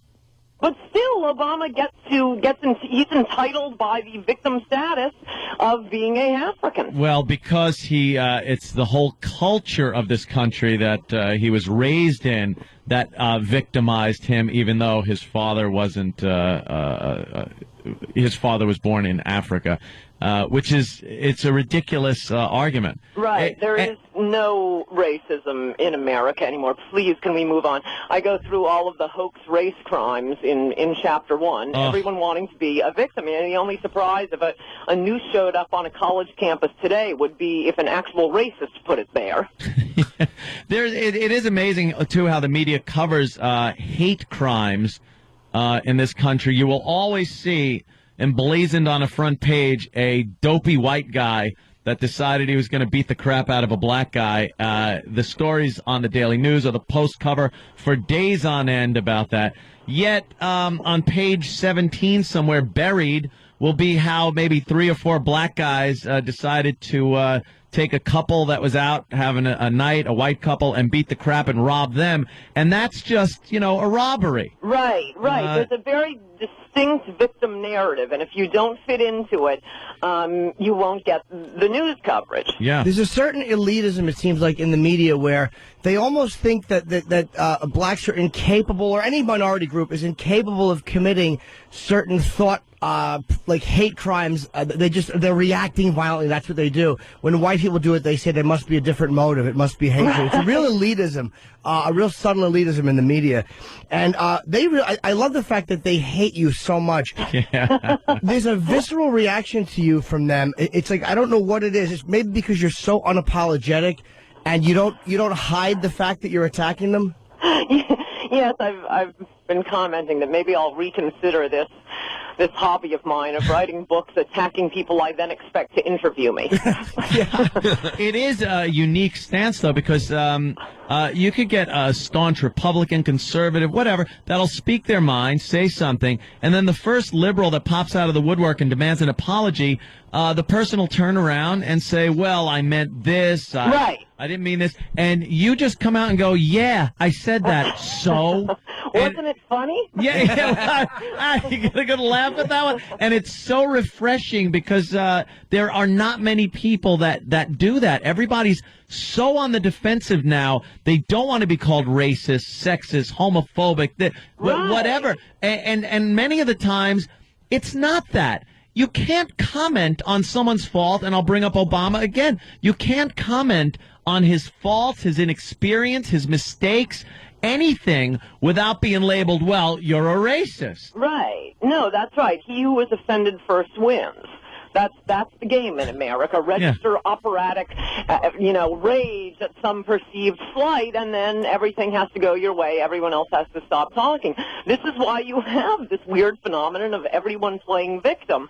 I also went through in Chapter 1, because I do the whole slew of this weirdness of everybody wanting to be a victim.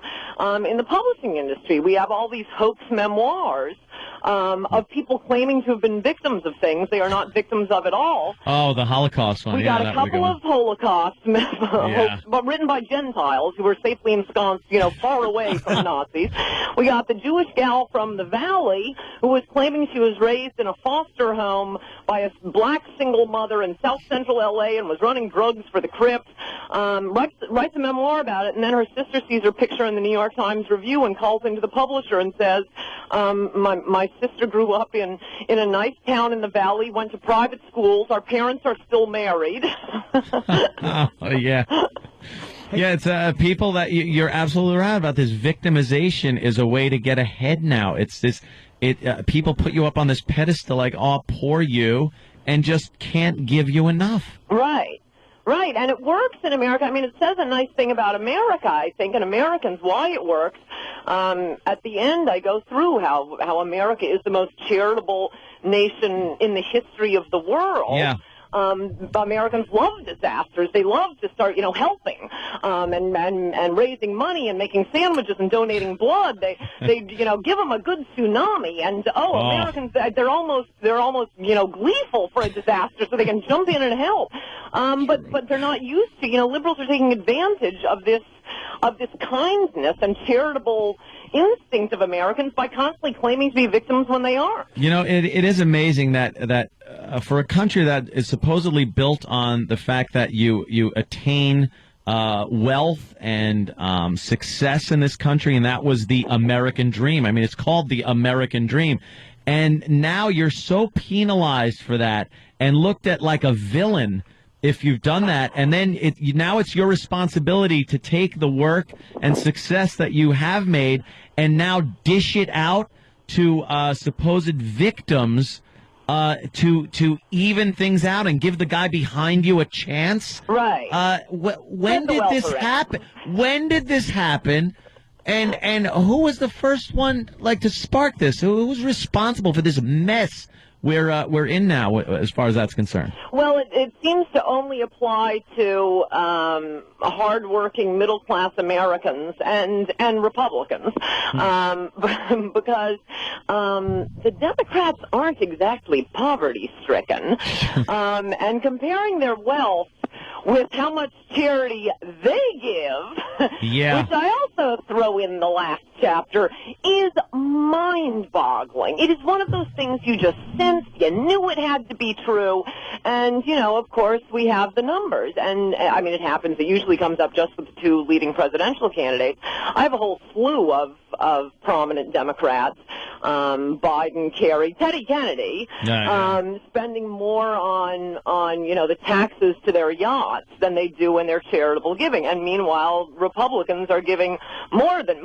tithing most of the time. I'd like to see if Teddy Kennedy would have still been alive if he went to one of these socialist medical programs that everybody wants to enact. Right. You think he would have went to the best doctor ever that he can afford, or do you think he would have just stood in line with other people at some socialized medical facility? No, you're exactly right. That's a very perceptive point, which is they want socialized medicine for the rest of us. The liberals are rich enough that they can get the medical care they want. Are they rich enough? I thought hopefully they don't make more than $200,000 a year.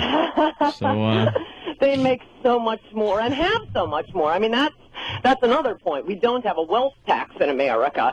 So for George Soros, who's made it through his financial shenanigans, has it safely in offshore accounts. This is an income tax, not a wealth tax. I think you might hear liberals squealing a little more if we ever had a wealth tax. Hey, it's amazing how the media is so they hate being told that they're liberal. Fox definitely slants conservative, and they're okay with that. It seems. What do you think the media is so resistant? Because Andy Rooney, even as a liberal, called him out, and he said, yeah, I think the media is transparently liberal, and he was saying that that's fine, it is what it is. What do you think is this thing where they just refuse to acknowledge that they are liberal? Well, part of it is just to enrage conservatives, just to tell a lie right to our faces. It makes them happy. And part of it is that, liberal is like a curse word, and I'd like to think I had some small part in accomplishing that. Well, you've written, 6 books? This is going to be number 7 now, this week. And by the way, if you remember that at the Comedy Cellar, my favorite moment, and I want to know if you remember it, is we have a comedian friend of ours who is arguably the dumbest person over the age of 5. And his name is Rich Voss, and you recognized him, and he's so shame-filled, he wasn't expecting a celebrity to recognize him. And do you remember that? He panicked, and he looked at you, and you went, oh, I know you. And he went, I'm Laura Ingraham? And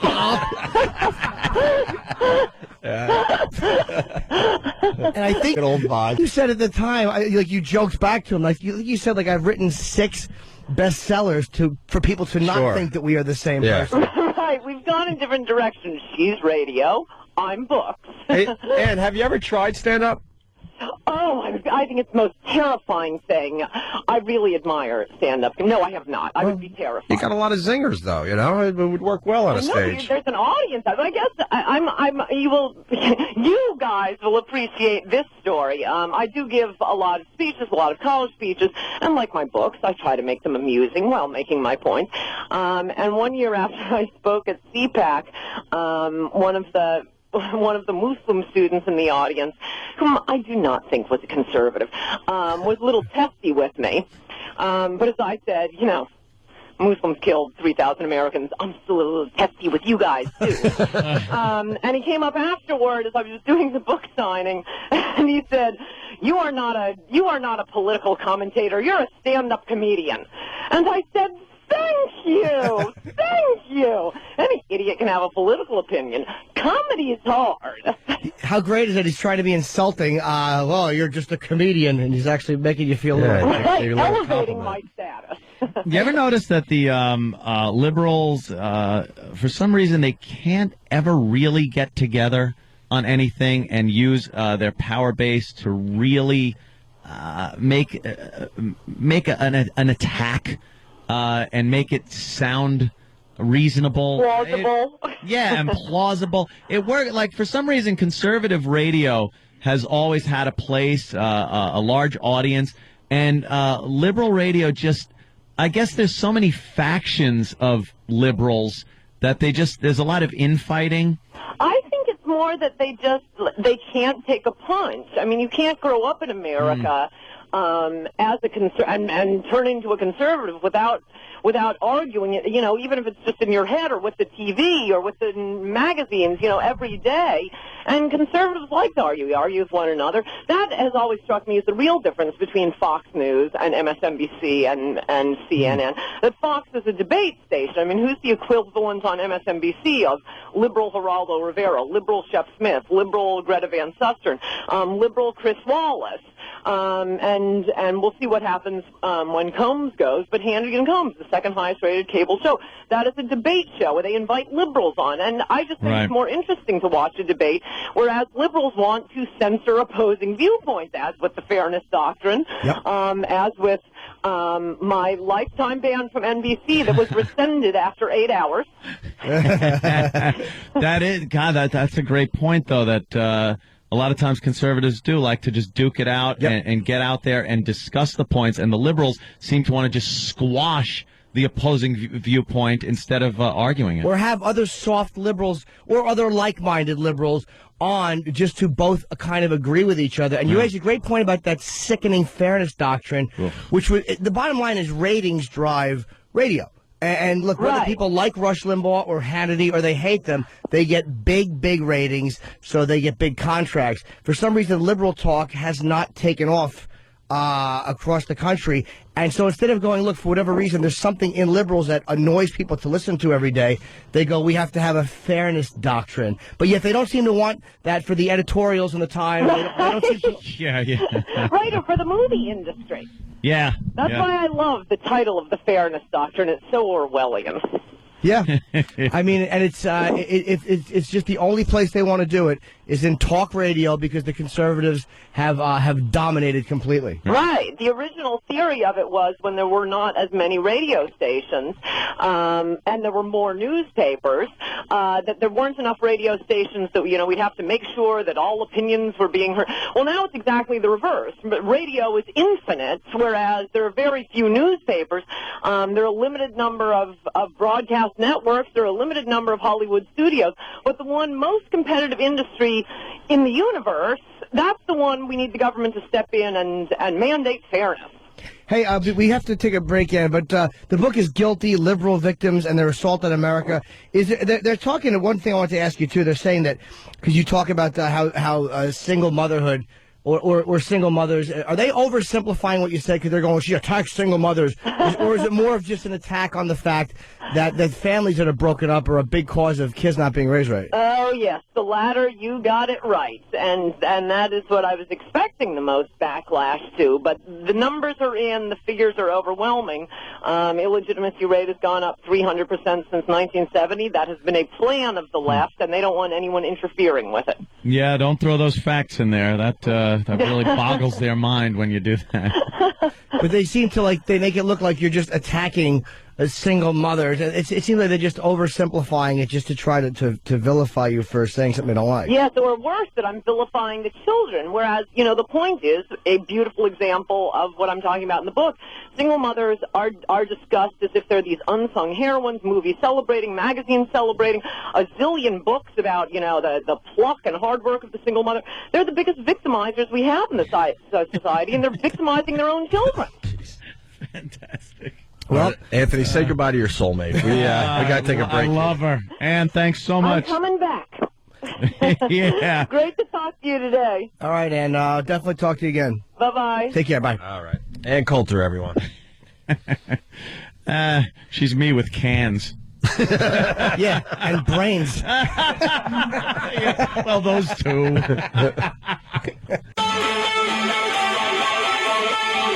Opie and Anthony. Hi. Man, politics get them talking out there.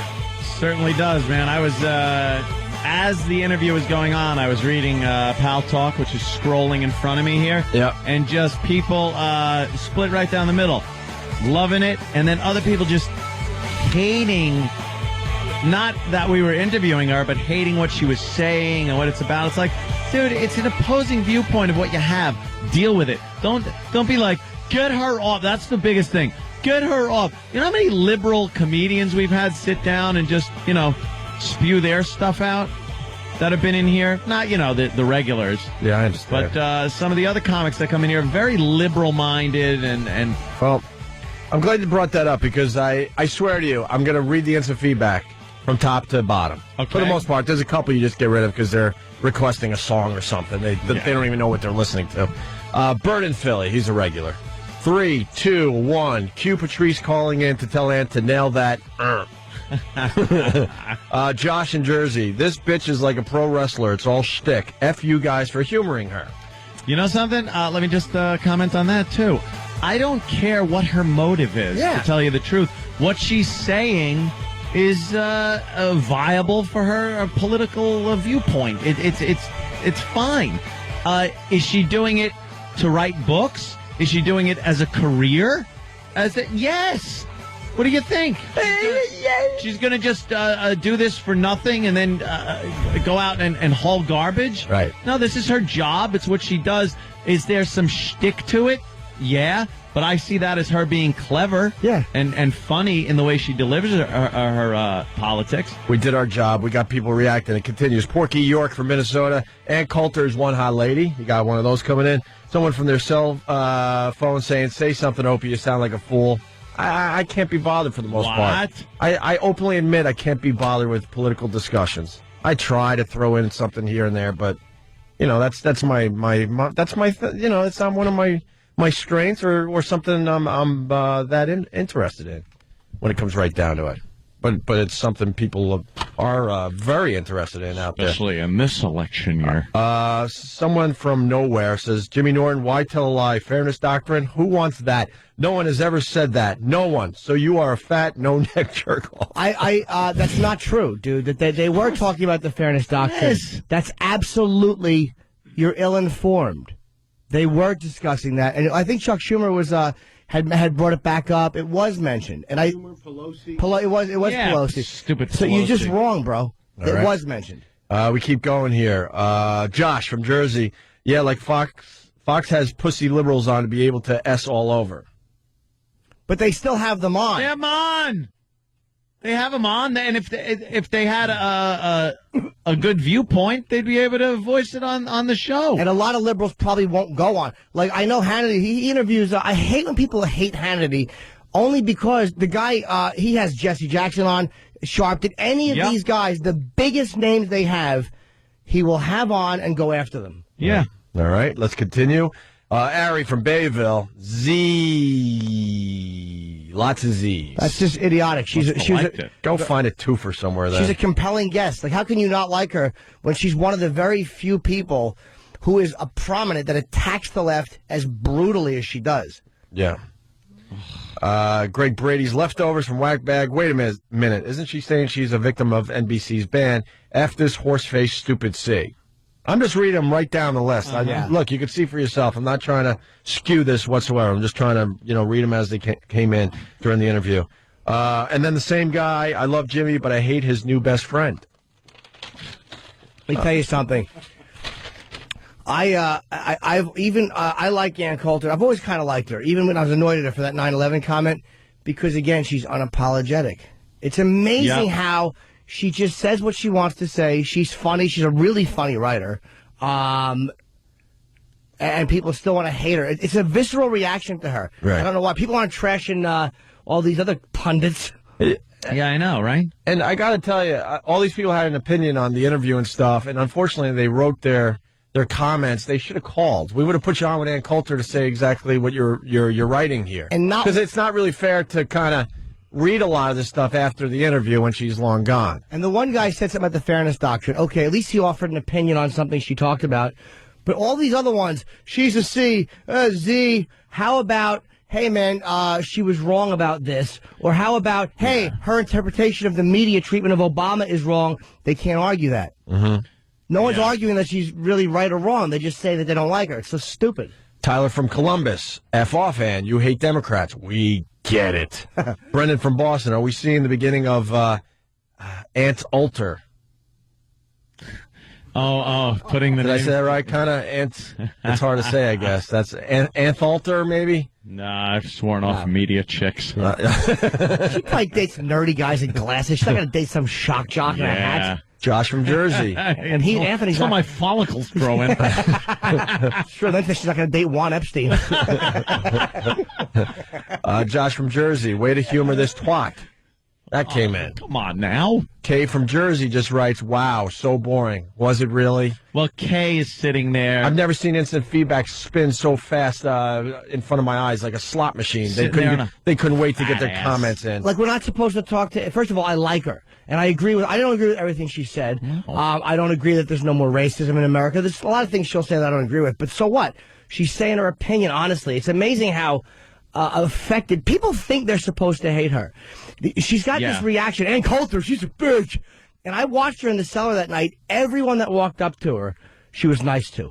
Everyone that approached her, she was pleasant. She was very genuine. People have this weird vibe, like she's the picture of the mean anti-Democrat, and they're supposed to hate her. And then you listen to her, it's like, you know what? She makes sense with a lot of what she says. Ari from Bayville, Opie, new bit. Can Ann Coulter go 5 sentences without saying liberal? We get it. She's a C. Well, the book is called Guilty, Liberal Victims. What should she talk about? The new GM problem with their lime green paint jobs? God, did I just flounder on that one. I tried to improv, and I reached into a bag, and I came up with nothing. I've never reached into a bag and come up so empty in my life, actually, in 40 years. I fished around in the bag, too, and you could hear the bag sounds, like, when you're fishing around in the bag. CM from Long Island, just about done with this. Is this a damn replay from October? Enough, Anthony. It's over. You lost. Obama won. Get over it. I'm over it, first of all. Yeah. And, I wanted to comment on something Jimmy said where he didn't agree with it. There's no racism in America. I do believe that also, or else Obama wouldn't be driving around in an armored personnel carrier that they seem to have built for him, especially just for him. Is it different than past presidents? Oh, my God, you should see this thing. I haven't seen in it the paper. It's hysterical. It's like an Escalade frame and pretty much a tank on top of it. But also, as far as racism in America and people being racist, I don't know. There's a difference because, like I said before, hey, he worked himself up to president of the United States, so no more excuses. That's what I say. I think there's a certain amount of institutionalized racism that does exist, and it's kind of subtle. I don't think it's nearly as prevalent as people who are like being perpetual victims claim it is.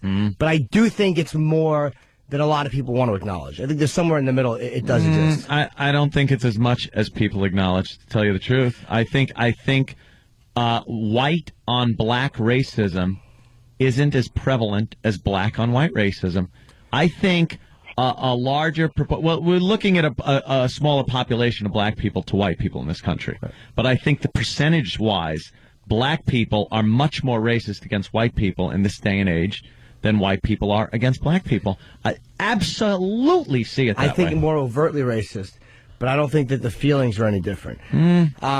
Please, we live in New York. You're kind of used to seeing everybody here. Not that other places are stupid, but you go around and.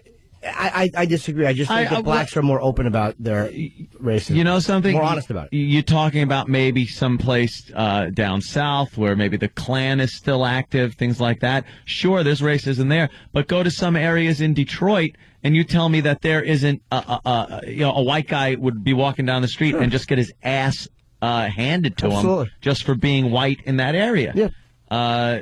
I think that's more prevalent than white on black racism. Yeah, I think white on black is, I think it's less violence prone, and I just think it's a little bit more subtle. It's a little bit more, with certain hiring policies, sometimes it's not spoken about. That I don't agree with either anymore. Hiring policies, go to any, you travel all over the country. Any airport you land in, when you look out on that tarmac, who's doing the baggage? Who's behind every counter? I know. I'm too busy looking at who's flying the plane. And thank God he looks like me. Here you go. Here you go. Here you go. Here you go, Darky. Carry the bag while we fly the plane. Good point. But no, I'm not saying that. I don't mean that. Department of Motor Vehicles, of course, city jobs, state jobs. They are all, not all, I'm generalizing here, but a majority of those jobs are African Americans. I'm not saying that black people aren't hired. I'm just saying that a lot of places it's been, and believe me, I'm not for hiring quotas either. Mm-hmm. I just think that a lot of times in certain corporate things, it's probably a little bit... Still the old boys club kind of a mentality? I think probably to a certain extent. Not like it used to be, but I think that it exists more than those people would acknowledge it exists. Perhaps in the upper echelon of those companies, I agree with you, but not the physical labor jobs like anybody could do. Most people could do DMV. Most people could do those tarmac jobs. Those are cushy jobs, man. Those state jobs, federal jobs like that. And most of the times when you go into those places to get paperwork done or whatever, there are black people working those jobs. I don't see where this big problem is that they're not being hired. There's this racism. There's this. Just stop. I still think I've heard it from enough people who I respect and who I know who are not knee-jerk lunatics, where I do think it's still prevalent. It's just not like it used to be, and it's not nearly as bad as to me like Jackson or Sharpton paint, at all. I think we're going to have to agree to disagree on this, Jimmy. Fair enough. All right. And one more comment, by the way. Anthony should choke on this C's Adam's apple. Jesus Christ. People are too much, Just trying to bring a little humor back into the show. I'll be honest, I find myself... You don't want to stray away from the humor too far. Jimmy's pilot line almost killed me. Yeah, well, that was a good line. Absolutely. Absolutely. I'm looking in the cockpit. Oh, Christ. Yeah. All right, should we do the quick break and do a little mop-up and then get into the music marathon for the people here in New York? All right. Of course we should. All right, we'll do that. Opie and Anthony. Getting ready to get out of here. Opie and Anthony. We're going to start a music marathon for the people in New York. Speaking of radio, Blue Healer from Kentucky. He's good for one every day. He writes, heard on FM radio this morning, why download songs when we can play them for you for free? Oh, yeah?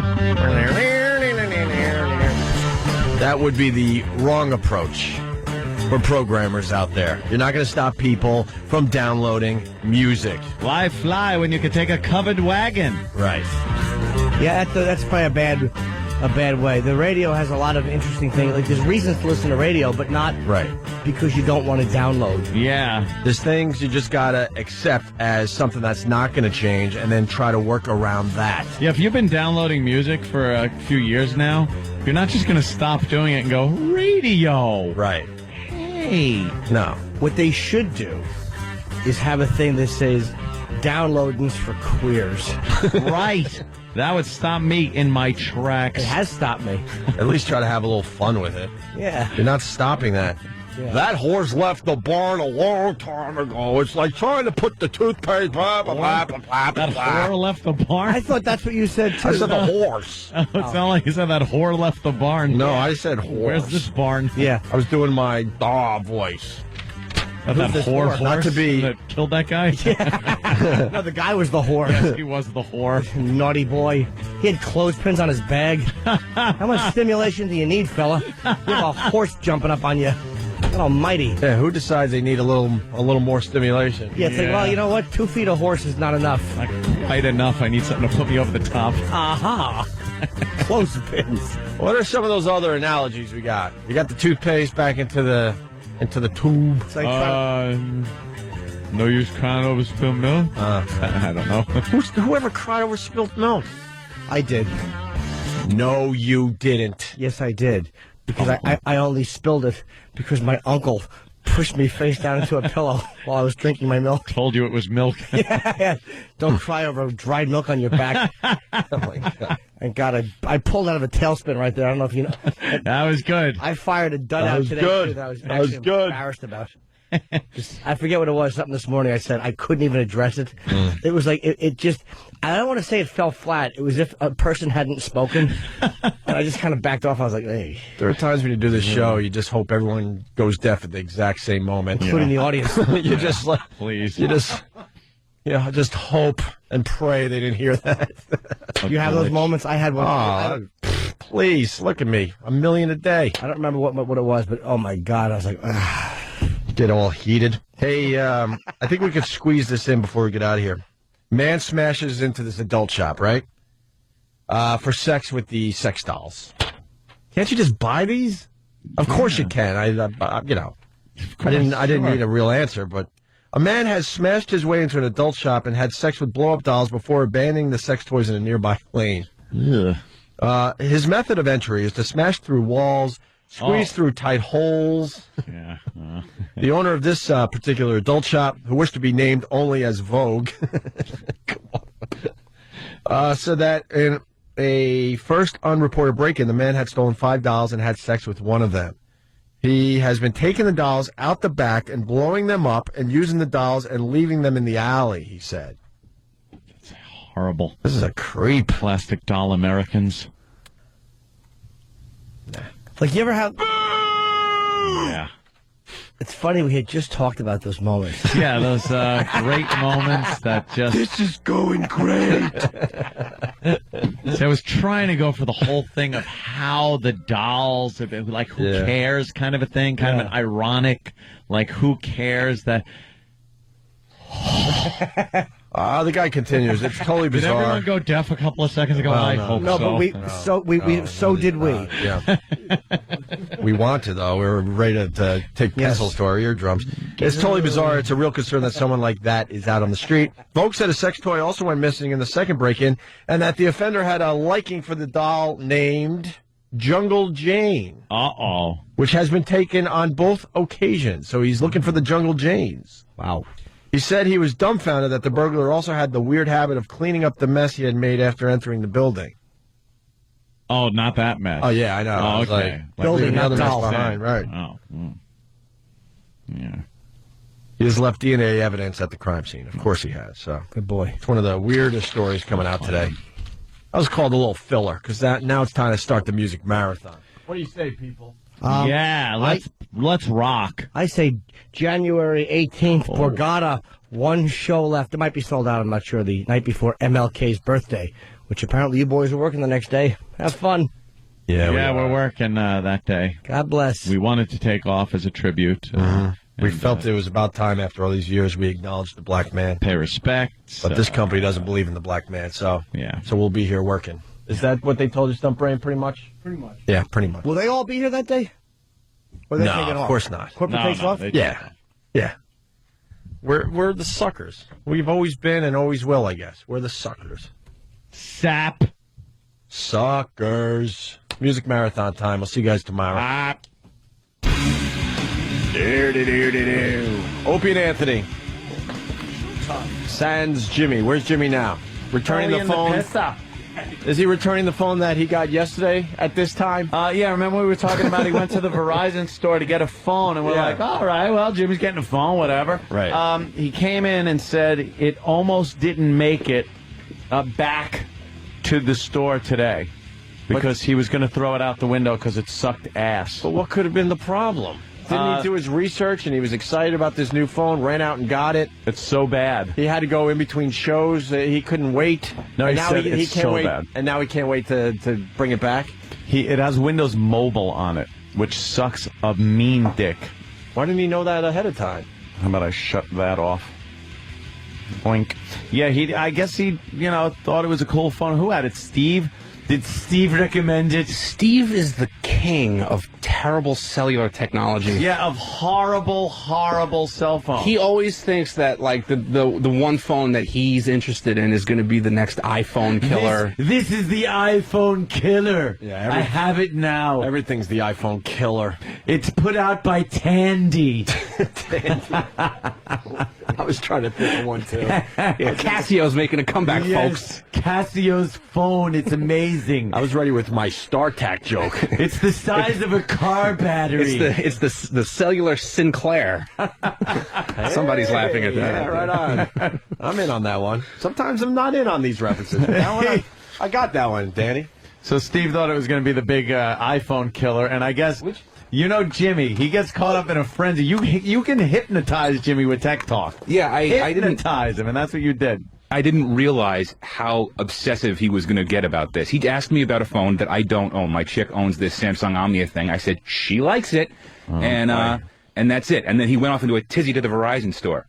And she likes you too, so yeah, exactly. Doesn't say much for her taste. I like you too. I'm teasing. Oh, that's one of those jokes. I know, but it wasn't a gay joke or an inconfident joke. So. Thank you. So we're on a whole new category.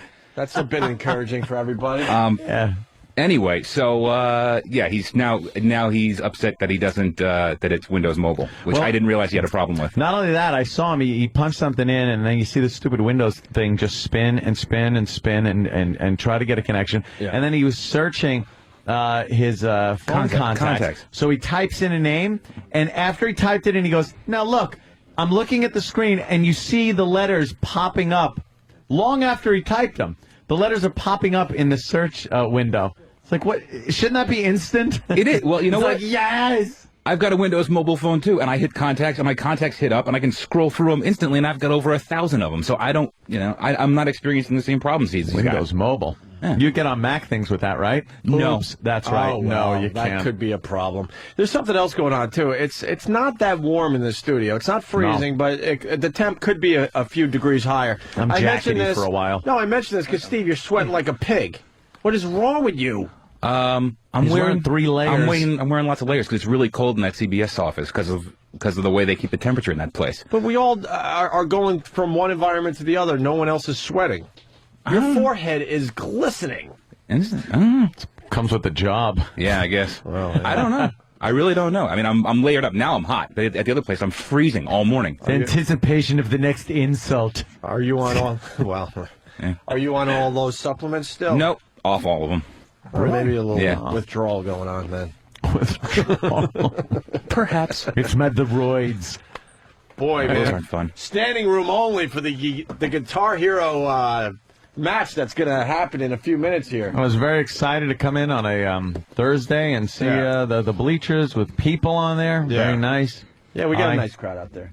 Not standing room only. That was kind of a gag. They want to see Jimmy, the big Guitar Hero competition. Yeah, there's Jimmy Norden. Hey, Jimmy. Hi, having a nightmare time in the Verizon store as usual. I'll be back in a second. I bought the Anthony.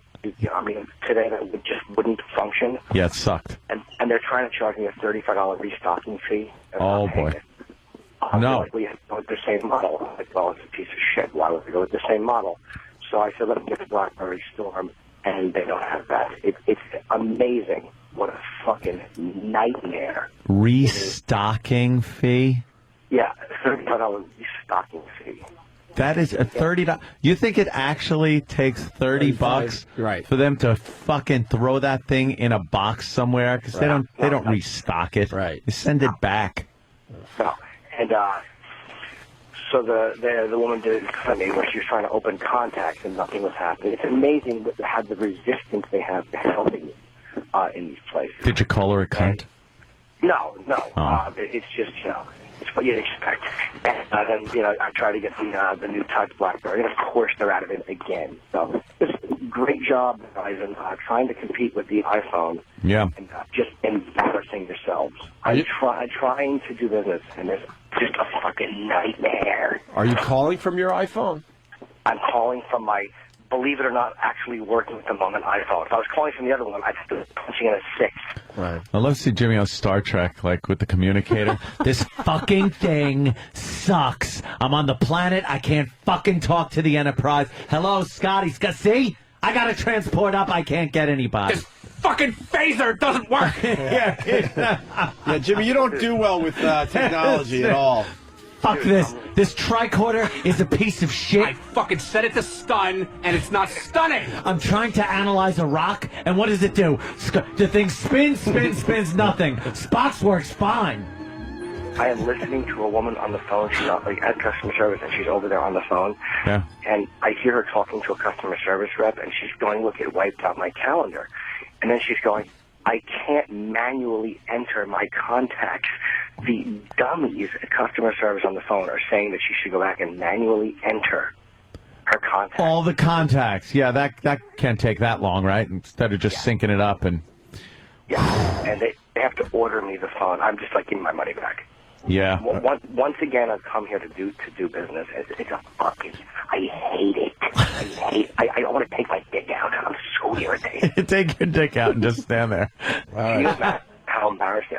I would be arrested, I'm sure. Yeah. But everybody in Verizon would know that by tomorrow. This guy was so disgusted he pulled his dick out. Maybe we should be nicer. It's an insult here in the States. All right, well, we're getting ready for the big Guitar Hero match, so, Jimmy, good luck I'll be with there your cell phone. I'm not even getting a new phone because they don't have it, so I'll be there with you. All right, sweetie. We'll see you soon. Lady Trucker. What's up, Lady Trucker? Good morning, fellas. I'm looking forward to Evan, the fireman, hosing Danny today. Well, we're set and ready to go. I mean, it looks pretty good. Have we tried out the Guitar Hero to make sure there's no glitches this time, Danny? Well, I'll calibrate the system. Yeah. I'll calibrate. I can't see Lady Trucker. I cannot see Evan is his name. Yeah. I can't see him. That's a little insult. No, I know. Him winning this because I've seen Danny many times play Guitar Hero, and I can't imagine somebody doing better. Well, I mean, I'm a decent enough player.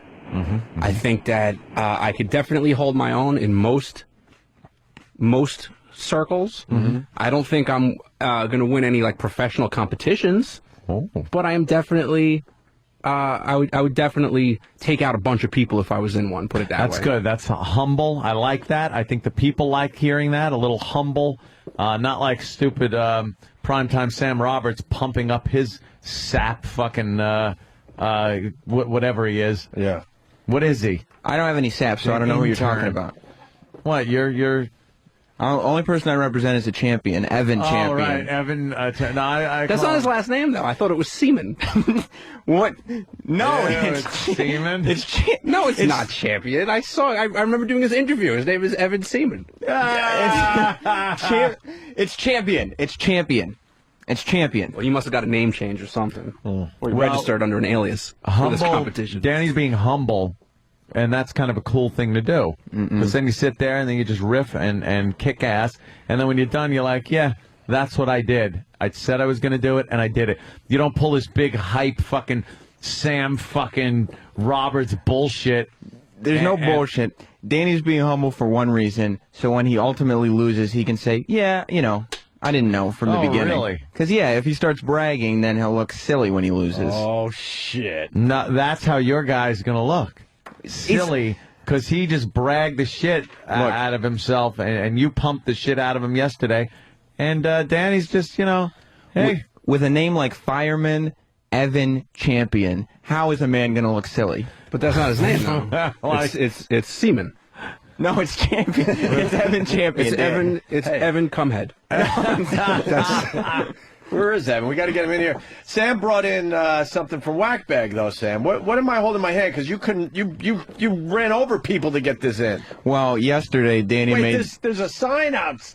The bleachers got fans, and there's a guy holding up an Evan sucks sign. It's an Evan with a circle and slash through it. Right. What's the other sign being raised on the bleachers? What does it say? Crunch Gear supports Daniel Jason Ross. Oh, no. Nobody even goes to Crunch Gear. Fuck Crunch Gear. Crunch Gear. We like the Crunch Gear. So you brought this in. You ran over some people. What's going on? There's a bit of controversy? Well, Danny made the claim yesterday that he was the Guitar Hero champion of the PNC Bank Art Center parking lot. Not everybody agrees with him, including one of his challengers. Well, let me read this post from Plastic Rocker. It is written, I've actually played Danny before at the PNC Bank Arts Center, the New Jersey Virus Tour, August 07, and there was controversy. I think I was his only real competition that day, and we were playing Jessica. It was a little back and forth, but I started to pull ahead and beat him, and then all of a sudden, very conveniently, the generator ran out of gas, and the game died. There was no definitive winner, and so I was not able to claim the trophy that was probably rightfully mine.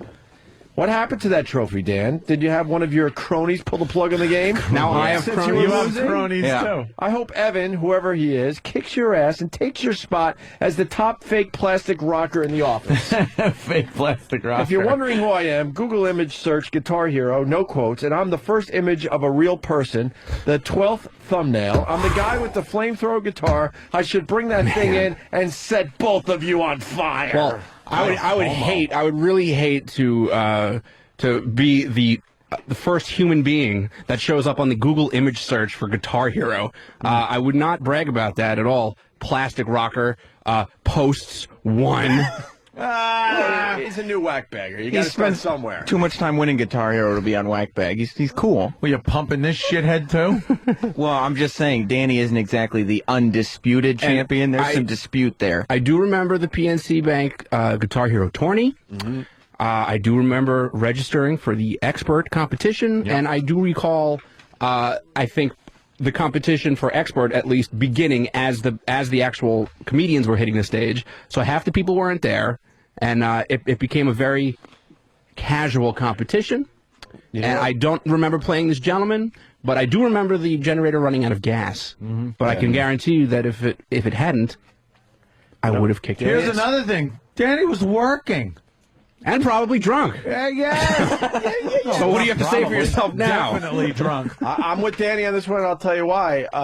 This guy's all talk, no action. I mean, we get the listeners showing up every day. This guy could have showed up with his guitar. What do we have to say That's disgusting. You don't need an invite to check out the show. You could have showed up with your guitar and surprised Danny with, "Hey, I was the guy that I think was beating you at the PNC that day." I mean, shit. You have time to. Sam, comment? What Tank fails to understand is, well, Danny is amongst the rest of the players. He stands. Evan is above the rest, which would make him the champion, not just like everyone else. Right. Well, we all noticed the. Well, this is what you get for a last-minute replacement. That's the problem. You suck. Worst improv I've ever heard. So stop casting Tank in here. Someone's gonna, all right. Yeah. Hey, Tank, can you throw out maybe a rock scream to get the competition underway? We haven't had the rock scream in a while. Tank Hankeris with the rock scream.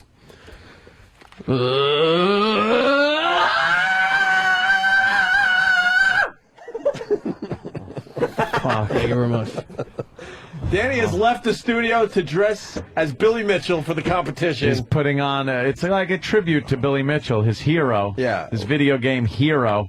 Who also, by the way, a lot of controversy follows Billy Mitchell, but he is a true champion. That's true. We're not going to sit here and bash Billy Mitchell. He's a true champion. And like you were saying, though, the controversy had followed Danny's championship run at PNC. Controversy is controversy. It's gonna follow. The true heroes are always going to be engrossed in controversy. The true players. Billy Mitchell's The not stars unplugging generators and breaking the hopes and dreams of fans of the show like Plastic Rocker. Hey, don't go making allegations, false allegations. No one unplugged anything. It ran out of gas. Just reading. I'm just reading. You got Tank Hankerus here. You don't need to hype Danny Oh, anymore. Tank? Tank, what do you have to say about that?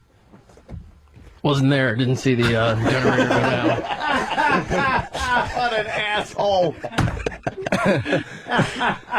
There's claims that Danny might have turned off the generator when he was losing a Guitar Hero match at the PNC. That's preposterous. I'm smelling bullshit.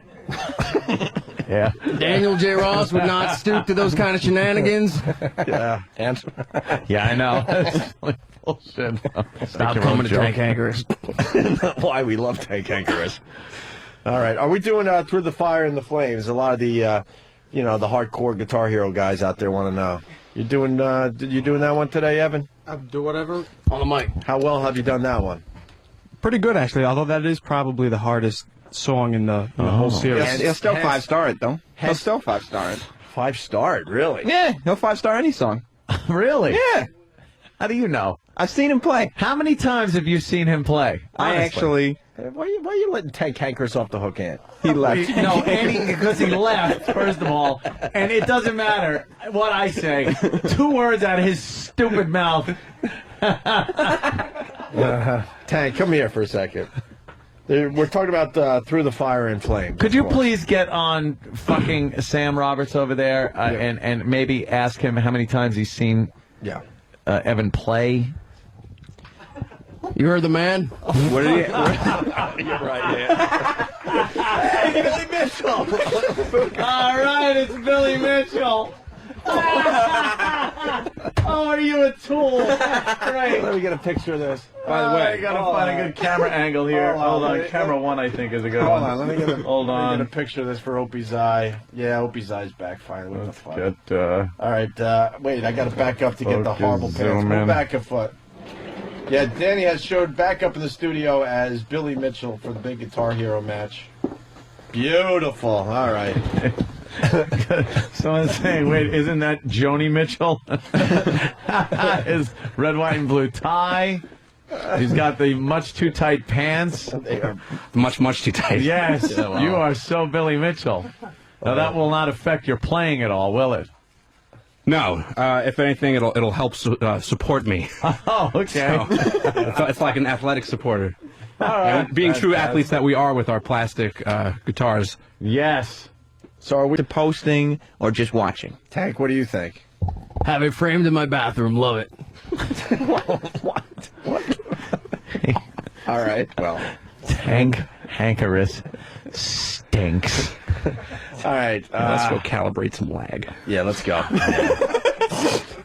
Let's do this and then the big match next. Are we back? Yes, we are. The Opie and Anthony Show. Where are you guys? Yeah. I'm over here. I'm over here now. I'm over here now. I'm near Danny and Evan getting ready for the big Guitar Hero match. Opan 2 isn't up, huh? Damn it. They have calibrated, Anthony. Are they calibrated? They're ready to go. There's another chair over here if you guys want to see the action. Where are we at, Danny? We have to, because we have not played through. Hold on, your mic's not on. I shouldn't have left my post. I knew it. You left your post. Why would I leave you my abandoned post? your post. Sir. Just there you go. Because we have not run through the game, on this particular console. We're just unlocking. We're at the stage now where we're unlocking using a cheat code, unlocking all the songs. So then we could pick from everything that the Guitar Hero does. See, normally, you'd have It's to just, play it's- and win and. It's just a extremely long and elaborate code that you have to put in, and it's very easily fucked up. So Yeah. running through it a few times. That always sucks. Have you been able to do the cheat code? Still no? I think I was familiar with I never needed to use the cheat codes, so I'm not really familiar with them. But Hey, see that? Look at I that. do recall having to use them on the PS2 version, but unfortunately they are not the same. All right. That's him entering the code, by the way, in case anybody's curious. He's got to Sounds enter good. the code. Sounds good. It's like he's warming up. That sounds really nice. That is a weird way to enter a cheat code, isn't it? Oh, the PC is so easy. Stupid console games.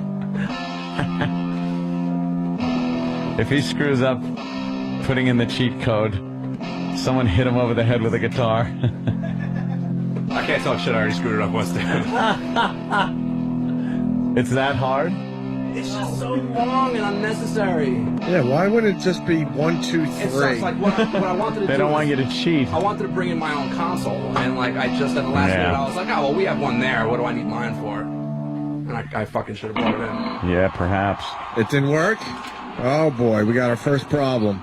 I seem to recall my wife having no problem entering this code multiple times. Ah, well, is she here? No, Then shut up. I don't know what the problem is.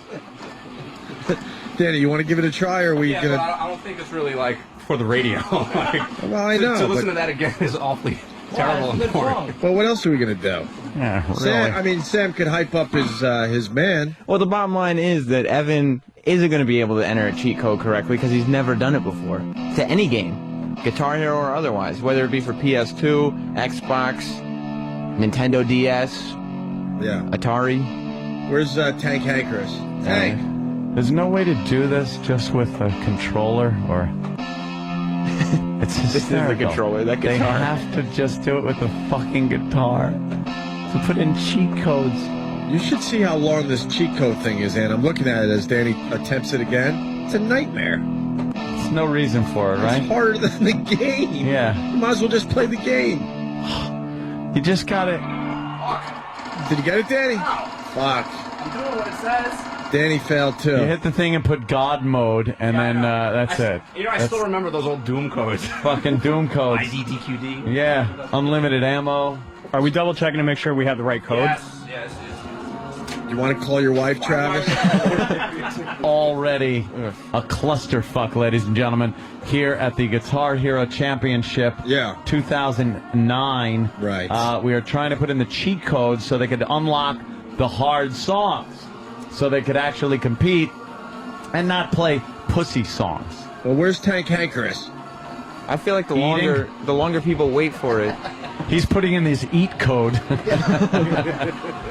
Tank. Can you check? Is this on? Okay. Yes. All right. Wrong headphones. Oh, shit. You put on the Future Losers headphones. Who, Danny's? Oh. No. Go on. Evan was using those headphones. Evan, of course. Got it. Tank Hankerus. Yeah. It's awful. Thanks. Have you been following what's been going on here? It's a shame. This should have been done ahead of time. I don't know what's with some of the staff here. I'm blaming possibly your executive producer on this one. And you can't get in trouble because you're in character right now. That is true, and we're on the air. So you're blaming Steve. Why are you blaming Steve? This should have been set up and ready to go when the show came over from CBS. That could be true, that this should have been set up. I don't know whose responsibility that would be, but... Wait, Danny's going to take the hit. You can't take the hit. You're one of the competitors. It's going to be like a 12-minute situation to try and put in a fucking cheat code for a video game, so I will definitely... Steve probably assumed they knew what they were doing. I'll say as the character Primetime Sam Roberts, I would also think it would be Steve's responsibility. we were doing it wrong. Oh, boy. Wait, we might have it now? I see... It came up. It said unlock everything. That's Rolling Stones. It's called the game, asshole. I see Evan gets very upset. Evan's also got a squint going. I think he might have some eyesight problems looking at the screen. There's no eyesight problems. That could... That's a glare. All right, we're getting ready to go, man. There's no way to pull up N2. So I could get the screen up. There's there. another chair over here if someone wants to see the action. Danny, so what do we got going on here? We're ready to go? We're definitely ready. We are going to play 3 songs, right? One of my choice, one of his choice, and then I guess what we're doing, Fire in the Flames for a third song. So me being the sportsman that I am, I will let the first choice go to my competitor. Ooh. Evan, come here for a second. What song are you going to pick for the first song in the Guitar Hero match here? I'm not sure. I'm going to peruse the list and see if anything catches my eye. Take your time, champion. Take your time. Champion. All right, Ed, he's looking around, looking for his first song. Not Dragon Force is not here, unfortunately. Is it okay if I stand here while you're playing?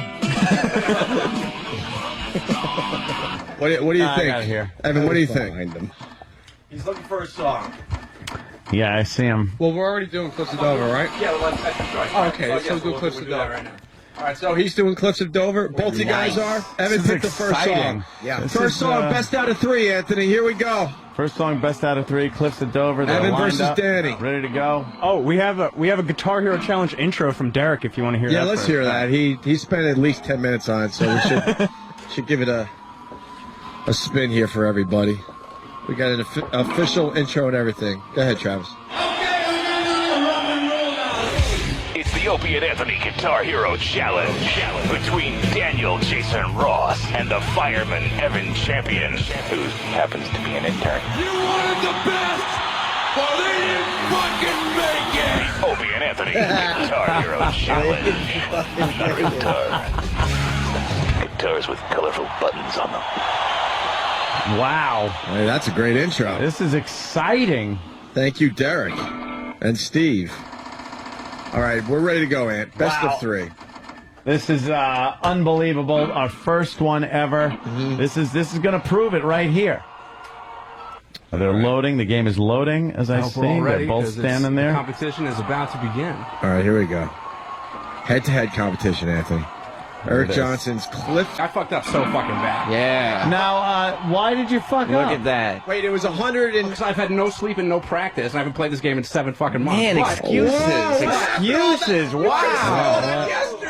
I can guarantee you. I can guarantee that my high score at my house is much bigger than his. All right, why don't you tape the score? Why don't you tape the score, Billy? Why don't you tape the score and send it in? Tape it. Because that screen says 180,588 to 146,890. Not even close. Wait, go back to that. Evan hit 90% of his notes. Boom. I hit 87. Guaranteed. That was actually And Danny hit 87%. Did you that performance from me too? I've never seen Danny go below 95. Look at that. I fucked up like 4 of my star power phrases, and that's the only reason why he got a sizable lead. He said it wasn't going to happen again, and it's happening again. He said it wasn't going to happen again, and it is. Tankankris, your guy didn't look too good there. Yeah, quit crying like a baby and kick this faggot's ass. Wow, he's some tough love. Some tough love there. Yeah, certainly. Thanks, the motivator. Well, Evan's one song away from winning the big Guitar Hero match competition here. And it's only going to take one more. What song are we picking for the second song? I'm not sure. It's up to me, but I mean, I want Here's- this fun. Once you pick Here's Slow the Ride. big comeback. Too easy. No, yes. Yeah. Oh, Danny, he changed his tune. Yeah, man, I'm pissed off because I know I'm not in my game, man. I'm pissed off. I know this fucker cannot be. Dude, I saw his performance. This is Slash all over again. I know. It's Champions Slash all don't get over angry. again. I saw him play. He can't play. I could do much better than this. But you didn't. I've never seen Danny dip below 90 fucking. It doesn't matter. We're here. We're playing. I've seen it happen. I've seen it happen. It just did. I'm sure George Foreman thought if I would have hit Ali harder, he would have got knocked out and not me. That's right. Maybe it's the really tight Billy Mitchell pants that's throwing Danny off. Well, can we look at the way Evan holds his guitar to compare to the way Evan wears his guitar more like a necklace? Yeah. Yes. Whereas Danny has the traditional hanging guitar. Yes, I was gonna go with even flow because it's fun. Yeah, Evan holds it like Roy Orbison. All right, even flow. Evan beats Danny. It's over. Yeah. It's over. Here we go. All right. Cool. The little guitars are back up. Here we go. The guitars are coming.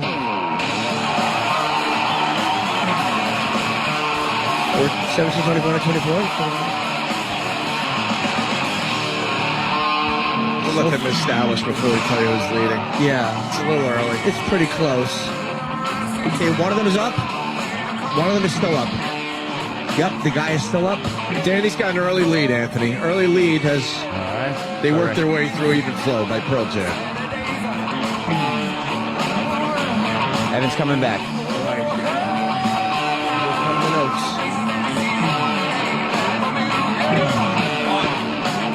right. Danny holding on to a slim lead, Anthony. Very slim. It's all right. Very tough game. Wow. I could play this game for exactly 4 seconds before breaking it. Danny's rocking a pretty big lead. Yep. All right. For some reason, Evan is playing like Bob Dole now. This is the biggest lead Danny has had in the competition. Yeah, he fucked up his star power. I don't know what that means. All I know is that Boss did it after last comic standing. Evan's fighting back a little bit, but Danny definitely holding on to his lead. He's coming back. Evan is coming back. I've seen this before. I like the long nose. Danny's got it.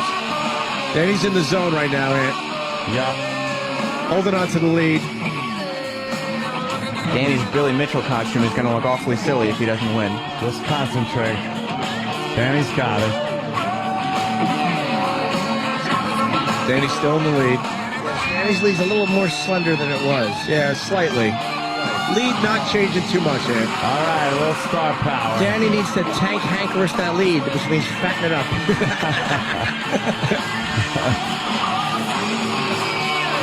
Danny getting a bigger lead right now. Yeah.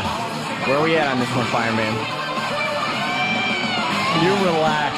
Whoa, that was a big section for Evan. It is close. Evan has taken the lead. There he is. There's the fireman. Anthony. There's the fireman. Oh, my God. What happened? Down goes Danny.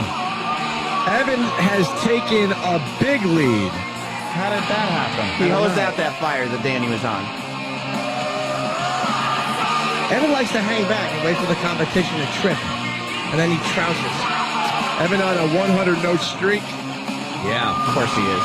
Danny hit a 50-note streak. But now Danny's side's on fire. Is that good or bad?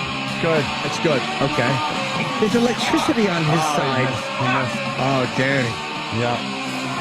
Evan's still holding on to his lead. We're getting close to the end here. I don't know how he knows when he fucked up. I don't know. Oh, there's a lot of flames on Evan's side. Yeah, there's a lot of electricity, Opie. That's why they call him the fireman. Evan pulling away, Ant. Pulling away. Oh, man, it's not even close anymore. Yes. Evan has a calm... What happened? What happened? No! What happened? What happened? No! What happened? What happened? They got unplugged. What happened?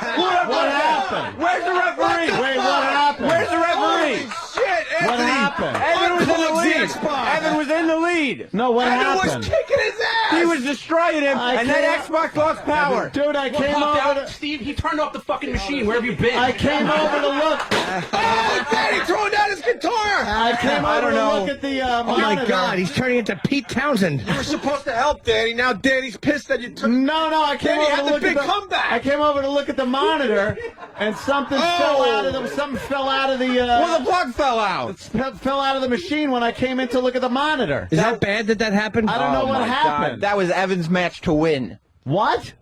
That was Evan's Evan match had to a win. huge lead. No, Danny was. But he Danny was seems to be pulling pissed ahead. off that Anthony pulled the plug on the Xbox. I'm not pissed at the plug. It fell out when I'm I pissed. walked by. It looked pissed. like I pulled it. I'm pissed at this fucking kid. He really thinks that he's better than me at this game, and he might have been. He might have been. All right, you know what? I'm over here. I can turn all your fucking mics off.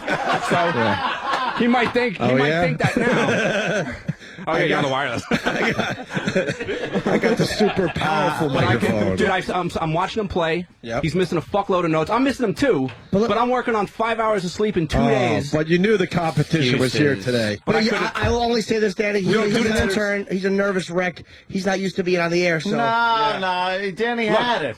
Believe me, That plug didn't fall out. there's nothing more than I wanted to do than practice for 8 hours yesterday, just so I could just destroy this fucking kid who's talking shit. But I didn't have the time, so I just couldn't do it. Hey, how much did you practice, Evan? How much? You're sounding like a sore loser right now, Danny. I don't give a fuck. He didn't lose anything. The telling game you. somehow fucked up, and they got it. If we can't At get this some point, Xbox they gotta back do it on, again. Evan wins because he's in the No, lead. It's true. no, Evan hasn't played in 2 weeks. It 2 weeks. doesn't work that way. I haven't played in 6 months. It You doesn't played work yesterday that for 20 way. minutes. Hey, Jimmy's a big fight fan like myself. Can you Something imagine happened. Muhammad Ali talking like Danny's talking right now? I say right now, this sounds like it was an old-fashioned shellacking. something. It was a mechanical problem, and obviously they would have to do it again at some time. How about turning it back on and doing that really tough song? Yeah. Well, first comes first. Steve needs to get to the bottom of exactly what happened to that Xbox because something fell out. Look, it fell out there too at the at the box. How would you know that? Did you notice that while you were right over there close to it? I went over and I saw it fall out, and I had to come back here and report that it had fallen out because I wanted to see the screen to see if he was actually winning. Yeah. And wow, I never expected that to happen. I guess the cheat code's got to be put back. All right. 300 note streak for both guys. First time we're seeing this during the competition. Right. One of the first times it's ever happened in a competition. This is very close now. I want to play this, so we'll just keep going 2-note streak, 1-note streak. Star power ready for Danny. All right, there goes Danny. Danny has a bunch of electricity on his side. Evan's got a slight lead. What? No, actually, Evan's pulling away. Yeah. Evan's pulling away. How'd that happen? Master Poe, get over near Anthony. No, I'm not going to do it. Yeah, he's not going to do it. How would I do that? Why would Poe?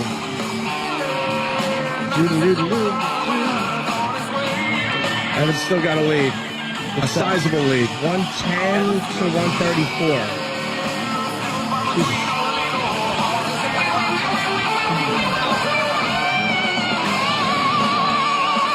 Evan's still holding his lead. All right. Danny's coming back. Yep. Not fast enough. Danny's playing like one of the layouts. 145 to 128. Plus the thousands. It's the way Evan holds his guitar that makes us hate him. Yeah. Evan holding on to his lead. Barely. It's getting closer. Not that close. Evan's got star power ready.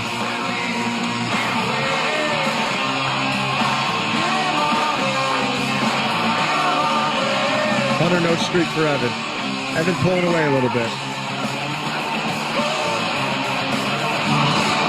200-note streak for Danny. There we go. Little guitar lead. Evan holding on to his lead. Danny kind of inching up toward him. Evan is really doing well. Danny apparently feels that potty language is appropriate at this competition. Yeah, he's cursing. Do not concur. Oh, Evan's shaking his hand. He's kind of like scratching his side. He's very casual and relaxed, this kid. So much for pianos. Yeah, it's 228,295.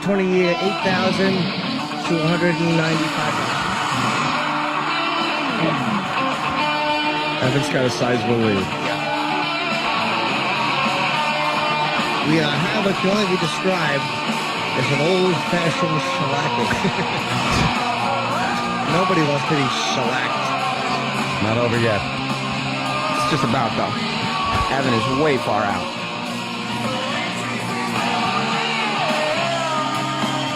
This Evan's the best Guitar Hero player I've ever seen.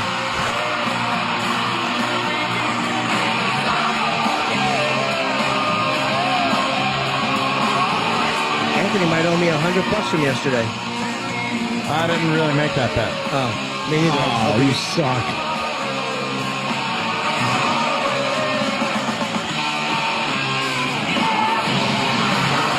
Danny has star power. I don't know what that means. Might be a little too late, Jimmy. Might be. I don't know what it means. Too late. Let's see what happens. Evan's on a 4,000-note streak.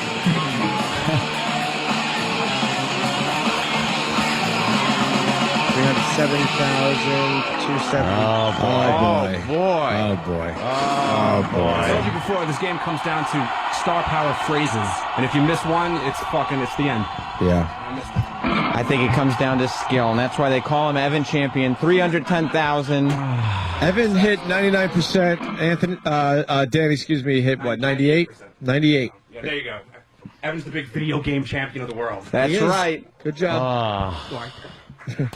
Fuck that. Oh, boy. Evan champion. Someone's a sore loser. Someone's a very sore loser. Someone has all that shit going on, and the fucking Guitar Hero competition is the least of their problems. I understand that, but it's like when I would lose Parcheesi. And I one time lost a Parcheesi can, Yeah. and that Wilkerson boy suffered third-degree burns on his face and chest. People said I was a sore loser. How stupid is it for an intern to fucking win over the guy that tells you what to do? You'd think he would have nice thrown it. Cleaning fucking toilets with a toothbrush. D-Rock, where's your toothbrush? Thank you. It'll volunteer for the tooth. Thanks, Aunt. Oof. No. I guess, took it. Wow, silence here. It's a very somber mood. We put the critics to rest. I think some of us are very happy. Mm-hmm. I think we're of equal skill. Equal? Yeah. Okay. I will say this, though. It was close. I haven't found the competition that I would like to play, and I do believe Danny is Oh, the Jesus. challenge that- Stop your condescending bullshit. Well, I'll tell you what. We could set it I up. will say he is by far the best competitor I've ever played against. Well, let's do this, because now I'm kind of pissed off, because no one fucking beats me. No Well, one you beats gave me. it the old Evan college champion. try. So how about maybe let's say it can't be too ridiculously far in the future, but let's say now. Let's say a month. Let me get back to where I was Right. like a year and a half ago, where I was kicking the fucking shit out of Asian kids. The fallen champion. Let me have fucking 2 nights sleep in a row. Right. And I will fucking kick the shit out of you. That's what we're talking. Why did you agree to this competition if you have so much going on in your personal life? Because I figured, like every other Guitar Hero fuck twat, they're always just talking all the shit, and then you fucking play them, and they suck. I didn't say Evan fuck twat. I said Evan champion. Oh, shit. Oh, You're right. I'm sorry. I got my semantics mixed up. This there. is. Wow. I'm dumbfounded. Yeah. I'm outraged. You're also a cheater. I didn't cheat. I don't know what happened with that first. I told you the cord fell out, and thank God I was there to see it. Do we have video of Anthony cheating? I don't hope think so. I really wanted to. I hit the wrong button by accident, but I wanted to compare stats where it breaks down each section of the song by how many notes, because I know I missed like 2 fucking killer notes. Yeah. And like it was key. Like the reason he had a sizable lead against me was because that enabled him to get star power. And then obviously if I miss a star power phrase, I have to wait for the next one. Meanwhile, he's already one whole phrase ahead of me. Meanwhile, he could double his multiplier from 4 to 8, therefore doubling anything I can do. Danny, don't look so you could miss 3 notes. Yeah. And have a score difference of at least 40,000. Exactly. Don't look at the instant feedback, because I've never seen Was that wah bullshit? spelled so many times on instant feedback. Oh, no. There's a lot of wahs going on. A lot of whas. It's important to read the Yes. feedback. Well, Whatever. What do you want me to say? Just hey, look, you want it happens. You don't. And I like the fact the intern is trying now to make his life easier. Going, you know what? Of all the people I've massacred, No, this look, Danny Jimmy, kid. I swear to God, I'm not good at anything. I am not good at any fucking thing. Isolate that. This fucking game I am good at. God damn it, I'm good. It's the I've one fucking seen it. thing. Can I have it, please? But you're not the best. But you're not the best. No, I've seen Maybe it. the third time we try this, you'll prove No, it. forget it. No, it's fucking. Hey, look, it's not the only thing you're good at. Danny's putting too much of his self-esteem on this worthless game. The bottom line is there are a lot of things that Evan would be better at you than, not just this particular source. I gave of up. I gave up playing this because it bored the fucking hell out of me. Yeah, it's So I not haven't bore played Evan. He's young and excited. Yeah, well, don't read the instant feedback. What's it saying? I don't care. Let them say whatever the fuck they want to say. It's right here. Oh, I'm a cry. Happy Butt thinks I'm a crybaby. Jim Jones. Mike saying except Hold that on, I fail. Hold on. Jim Jones. Let's oh my see. God, nerd bot, stop your crying. Call the ambulance for Danny. Danny's a girly man. Yeah, I'm at work. What are you doing? Nerd bot. Danny is to Guitar Hero how Black Girl is to hanging pictures. Oh, Jesus. Well, I think maybe Dragon Force might be the ultimate test. He wants to do it again. Billy Mitchell checking in saying, please take off my tie. Oh, no. You didn't even get a chance to type USA in the scoreboard. Danny equals crybaby. Whatever. I'm flabbergasted. I know. Danny's going to be playing like Guitar Hero in the rain, and Blythe Danner is going to have to tell the son. That's his way of saying that he has to practice now to beat you. How far do I have to go to get a laugh on a Greg Santini reference? Hey, you missed that note, sports friends. Spike W. from New Hampshire. He says, Opie, can you go online to see what that wine is worth? Wine.com. Oh, no. Jesus, you're a brave man. Oh, Jesus. That was such a dick. Let's go to the phones and say hi to Lady Trucker again. Lady Trucker. Danny, ear holes. What does that even mean? Well, you know, we could have Andrew. Good. Well, you know what, Lady Trucker, let me tell you something. You know how you call in every day for every show? Half the time I just put you on hold and I don't even put your name up. So now we can hang up on Lady Trucker because she never has anything to say. Yeah. Fucking go get some more hemorrhoids. All right, give her a break. Brad in Jersey. Yeah. Hey, guys, what's up? Anthony, you were basically the guy that flew into the ropes with the parachute during Riddick Bowe and Holyfield. Nice job. Yeah. Why? There's the reference. I like I said, I walked over, cord fell out, I came back here to report.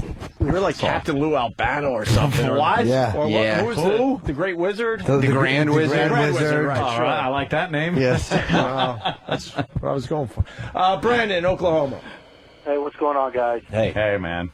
Hey, why don't you guys, I've seen Danny's achievements. The man is awesome at Guitar Hero. All you got to do is pull up his achievements. He's got like a 1,000-note streak. It tracks all that, and he hasn't played in forever. I mean, if you look on there, it says the last time he played. All right, thank you, Mr. Ross. Practice and give a second. But that was all part of the hype portion of the competition. Today, the competition went down. What does Billy Mitchell say about live competition? You got to do it live. You got to do it live. Do it live. You got to do it live. That's what did I say? Let's go home and look at what I did. I said, let's do a month. I'll fucking practice. You did say, though, that your highest score at home is probably better. I did, but I didn't say that was going to be an official record. It's not the be-all, end-all of Guitar Hero. Good pull. Oh, what a gentleman. What a gentleman. Yeah, Sonny from Dog Day Afternoon is trying to make me feel better. You know, you tried. You did what you had to do. Well, let's go to the phones. It just wasn't your day. Rick in St. Louis. Rick. Hey, man, I hope Danny goes back and listens to the replay and understands how much of a tool he sounds like complaining about being kicked in the ass on a video game. Rick, I don't give a shit what you think. Why don't you fags learn how to play a real guitar? I do! We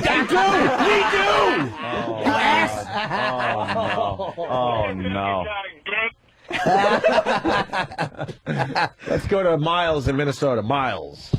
Hey, Danny. What? You sound just like Steve when Steve's having a meltdown. I mean, identical to him, bro. What the fuck? Look. Ooh. That's mean. You know what they say when you don't give a shit, that means you really do.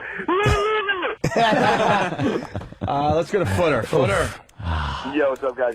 Danny, you are the for cuckold guitar here. You're definitely prepping the Cool.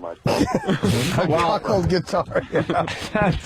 You know what? I think it's been a record. I think it's been years since I've been this far into the fucking shit, getting my ass handed to me by everyone on every level. So I had quite a streak there. So I'll just accept that. Yeah. Let's go to Anthony in New York. Anthony. What's up, guys? Hey. I got these guys are average players. I will bring a competitor in for Anthony to challenge this Evan that doesn't really need to look at the screen to play the game. We're not saying that we could play it blindfolded. It was just it was skill versus skill. Who plays it blindfolded? I will say Evan could probably play blindfolded. Shut it. I'll put Evan on the line. Hold on. Accept any challenge. Are there people out there that do this blindfolded? Evan does. Evan? I have my guy. I'll turn his head and write a note to you. All right, well, Evan says Who's this? he could do it. He could do it blindfolded. Who is this fantasy man? We'll bring him in. Danny, you are not a worthy competitor. Wait, you got a guy that could do this blindfolded and beat Evan? Absolutely. Oh, that's Bring him in. Anthony, I never said I could play fuking blindfolded. You can't play looking at it, so I can play. If I bet you, I beat the shit out of you. I don't play that game. That's why I got my man who... So then shut the fuck up. That's how you know Danny is mad. When he goes, you can't even play that game. And he goes, yes, I can. My favorite was Danny saying, "I don't care," followed with a lot of screaming and carrying. And then because, man, I'm fucking tired, man. Listen to the if you only replay. knew, dude. If anyone only knew. And then he dropped his guitar on the phone on the floor. He goes, "I don't care." Then all hell broke loose. Danny, what's wrong? Come on. I wake up at 2:30 in the morning. I'm for real. I've seen Danny just shred 3, that I beat thing. you. Yeah, okay, so we're both tired. So what's the matter? Why are you upset? Relationship trouble, real life? All right. No, his intern, fucking shithead, just fucking. Anybody's beat going to him. get upset when they get beat like that, but it's to be expected when the fireman is on duty. The fireman. There's a couple more, then we'll move on. Rich in Connecticut. Rich. Hey, Danny. I used to be really good at electronic Simon Says when I was a kid. You want to go?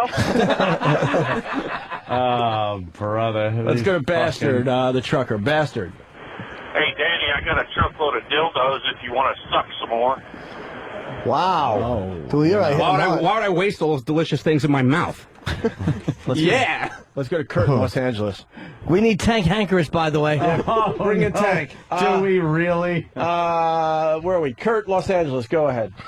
Danny, oh, I'm not good at anything, but it's still real to me, damn it.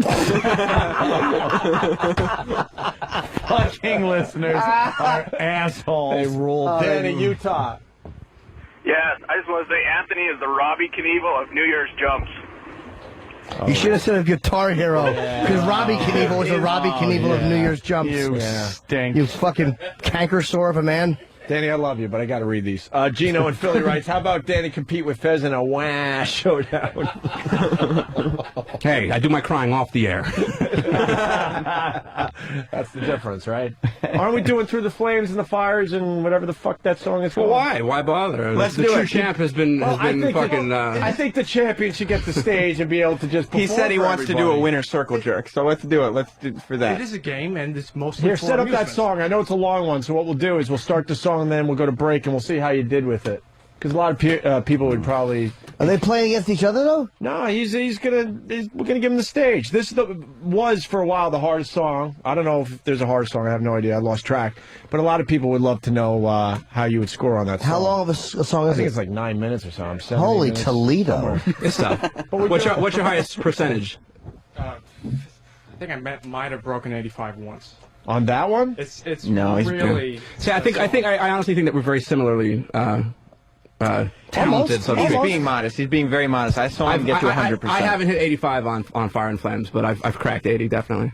Us only playing 2 songs is not an accurate gauge. Yes, it is. To either of our skills. You played 3. Oh, well, Stop trying to be humble. Evan wants a good internship. The he fact that knows his- what this means after the mics go off. The fact that his hair looks like Frankenberry and he's trying to be fucking polite makes me Humble. sick. Stop trying to be polite. Well, there's a good question coming in from Greg in Georgia. Greg? Yeah, I was going to see if the fireman was going to take Danny's place as being Anthony's new drinking buddy. Oh, that's a very good question. Will Evan now be your new drinking buddy? Get the fuck out of here. Sean in North Carolina. Sean. Maybe Danny would feel better if he talked to his mom. Oh no. Oh, that's right. They don't talk. All right. They're calling you the Brett Favre of Guitar Hero. Oh, no. Oh, that's not even. Might be I'm washed up. I lost. Look, I'm getting old It might in be time- my gaming career. Might be time to go into the Hall of Fame, my friend. Yeah, maybe. Darryl Stingley would probably be more accurate. All right. Is that game set? Almost. You ready, champ? Yeah.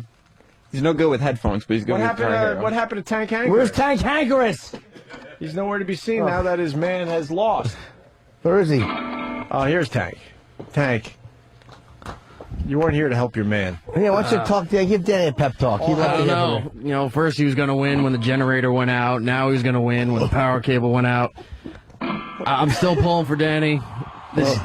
I'm heartbroken here. Sounds to me like Tank had a little E-Rock anger in there.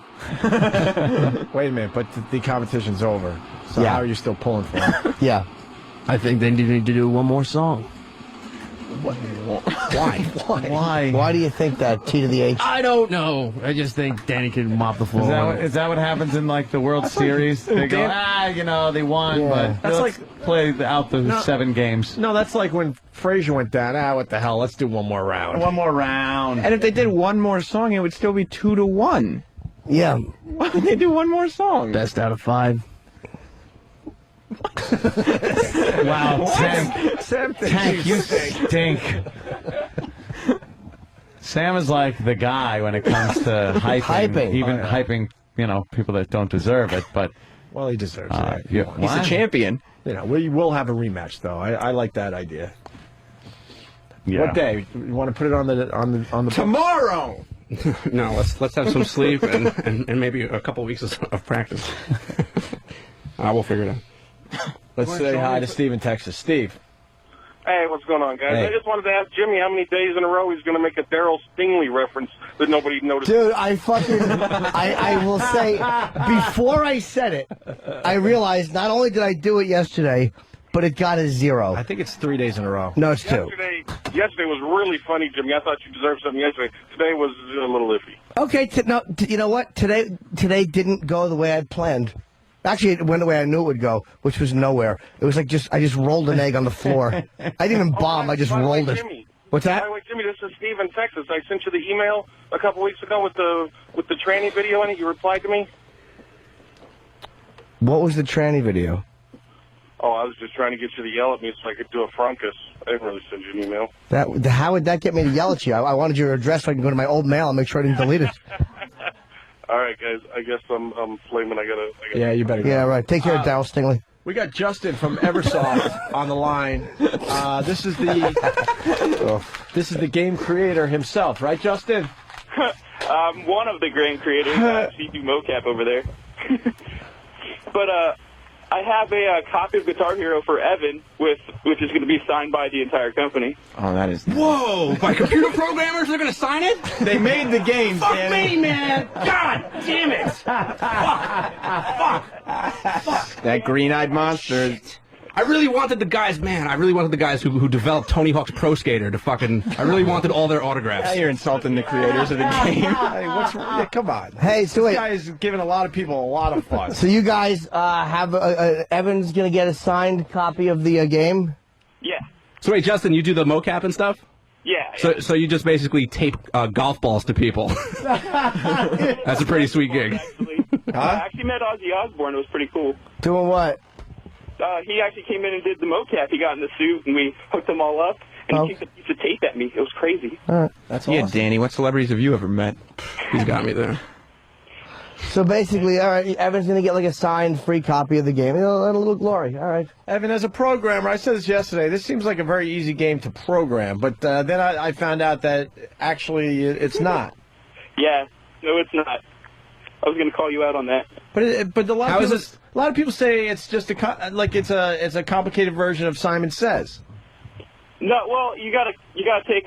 There's different difficulties, so they gotta you gotta kind of work at it until it Justin, works. can I ask you a question? It's a video game. If it's so difficult to program, and I'm not just busting your balls to bust them, but if it's so difficult to program, how do you? I mean, there's ways to make your own Guitar Hero note tracks, like your note chords. So I've made custom songs. Well, there's it's a lot of not hackers that hard. out there that hack it, and they're pretty smart guys who do it. But we do have like a creator, I guess, in the game now, so you can kind of create your own. Yeah. So it's so difficult, even you can do it now. Cool, thanks. Danny's mad at Guitar Hero.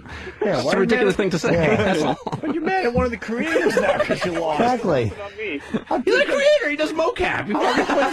How deep does this go with you? Oh, it's ping He pong puts a ball, fucking yeah. wetsuit on celebrities. That sounds like a cool job. All right, Justin. Yeah, it's not too bad. It's pretty fun. Look, we can't do much time on you. You know, it's kind of it's geek talk. You can only do a little bit of that. All right, there goes Justin from Eversoft. All right, you want to start through the fire and the flames? That's what it's called, right? Yeah. Sure. Give you the spotlight. This is known as one of the hardest songs you could do on Guitar Hero. Is it? Yeah. Not for the fireman. Okay, enough. I'm rooting for him to crack 85%. He's going to start, then we're going to go to break, and we'll see how he does. Exactly. Is that it? What are you doing? Where's Tank? I got nothing. Tank. Fucking Tank is on. Well, you ought to do it again. You know what he is? E-Rock is talking mashed potatoes. He's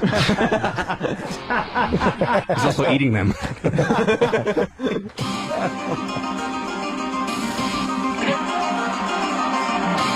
Wow.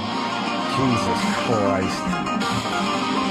Why is this so hard? It's a lot of notes. Yeah, you try hitting Because those notes if you're actually not hammer tapping and pulling off, then you're not really doing it.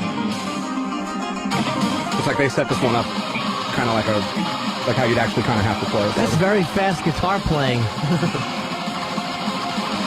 Jesus Christ, look at his face. Yeah. He's the best. He missed one. He sucks. What sucks is this goes on forever. That's good guitaring, though. I'll say that. Jesus, come on. Yeah, they're all the same size. Who couldn't do this? That's crazy. Strum, strum, strum, strum, strum. Strum, strum, strum, strum. Is he doing well, Danny? Yeah, he's doing all right. This goes on forever, so why don't we take a break and we'll see where Evan's at with this song. Yeah, I'm going to go take a piss. Rock and roll. Evan's doing really, really well with Through the Fire and Flames. This song's still going? This song is ridiculous. Where did Guitar Zero go? He left. Danny did say that Evan's doing a better job than he probably would have done. This song is ridiculous. When you see these notes flying by like this, turn him down a little bit. Speaking of video games, Anthony, did you read today What happened? What happened? He couldn't finish his song. What happened? You just got booed? Wait, what happened? What? The song 31%. failed. 91%. 91%. Yeah, but it didn't finish. Did you finish? You finish? Did you What finish or happened, get Evan? booed? I What? failed the song Why? You failed. because I got a certain amount of bad notes too close together. Yeah, he So- failed. He got 91%. But you were at 91% before you failed, right? Yeah. Oh, shit. Good booing. All right. Listen to that crowd. Yeah, they're hostile. They're pissed. Boy, they sure are. It's The fake people on the video game. Don't are really fuck with pissed me, off. folks. Sounds like All right.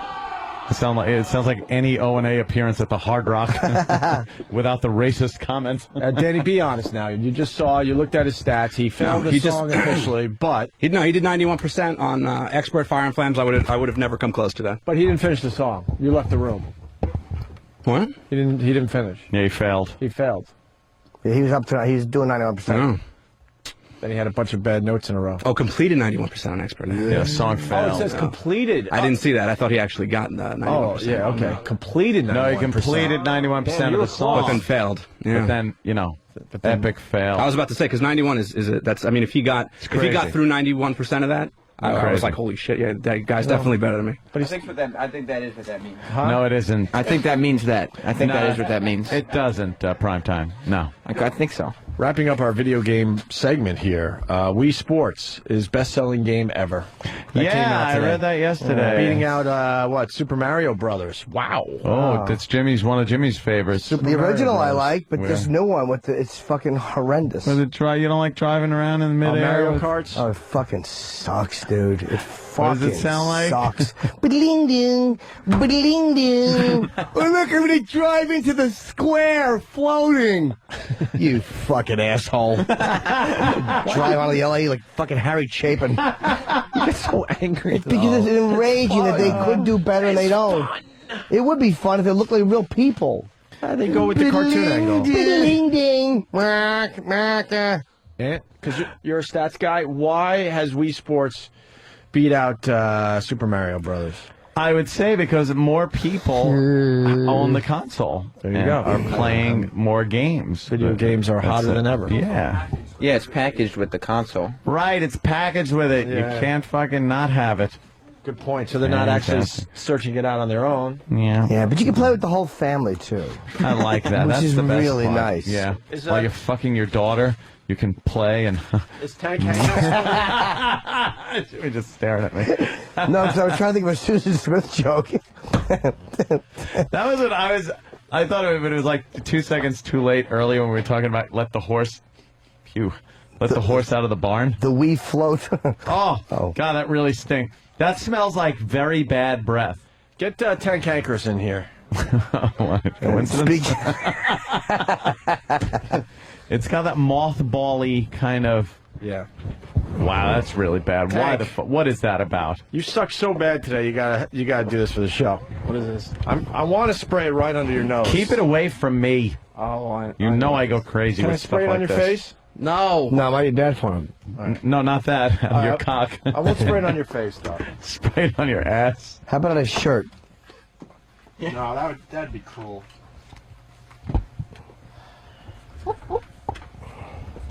All right. What is it? I'm not saying yet.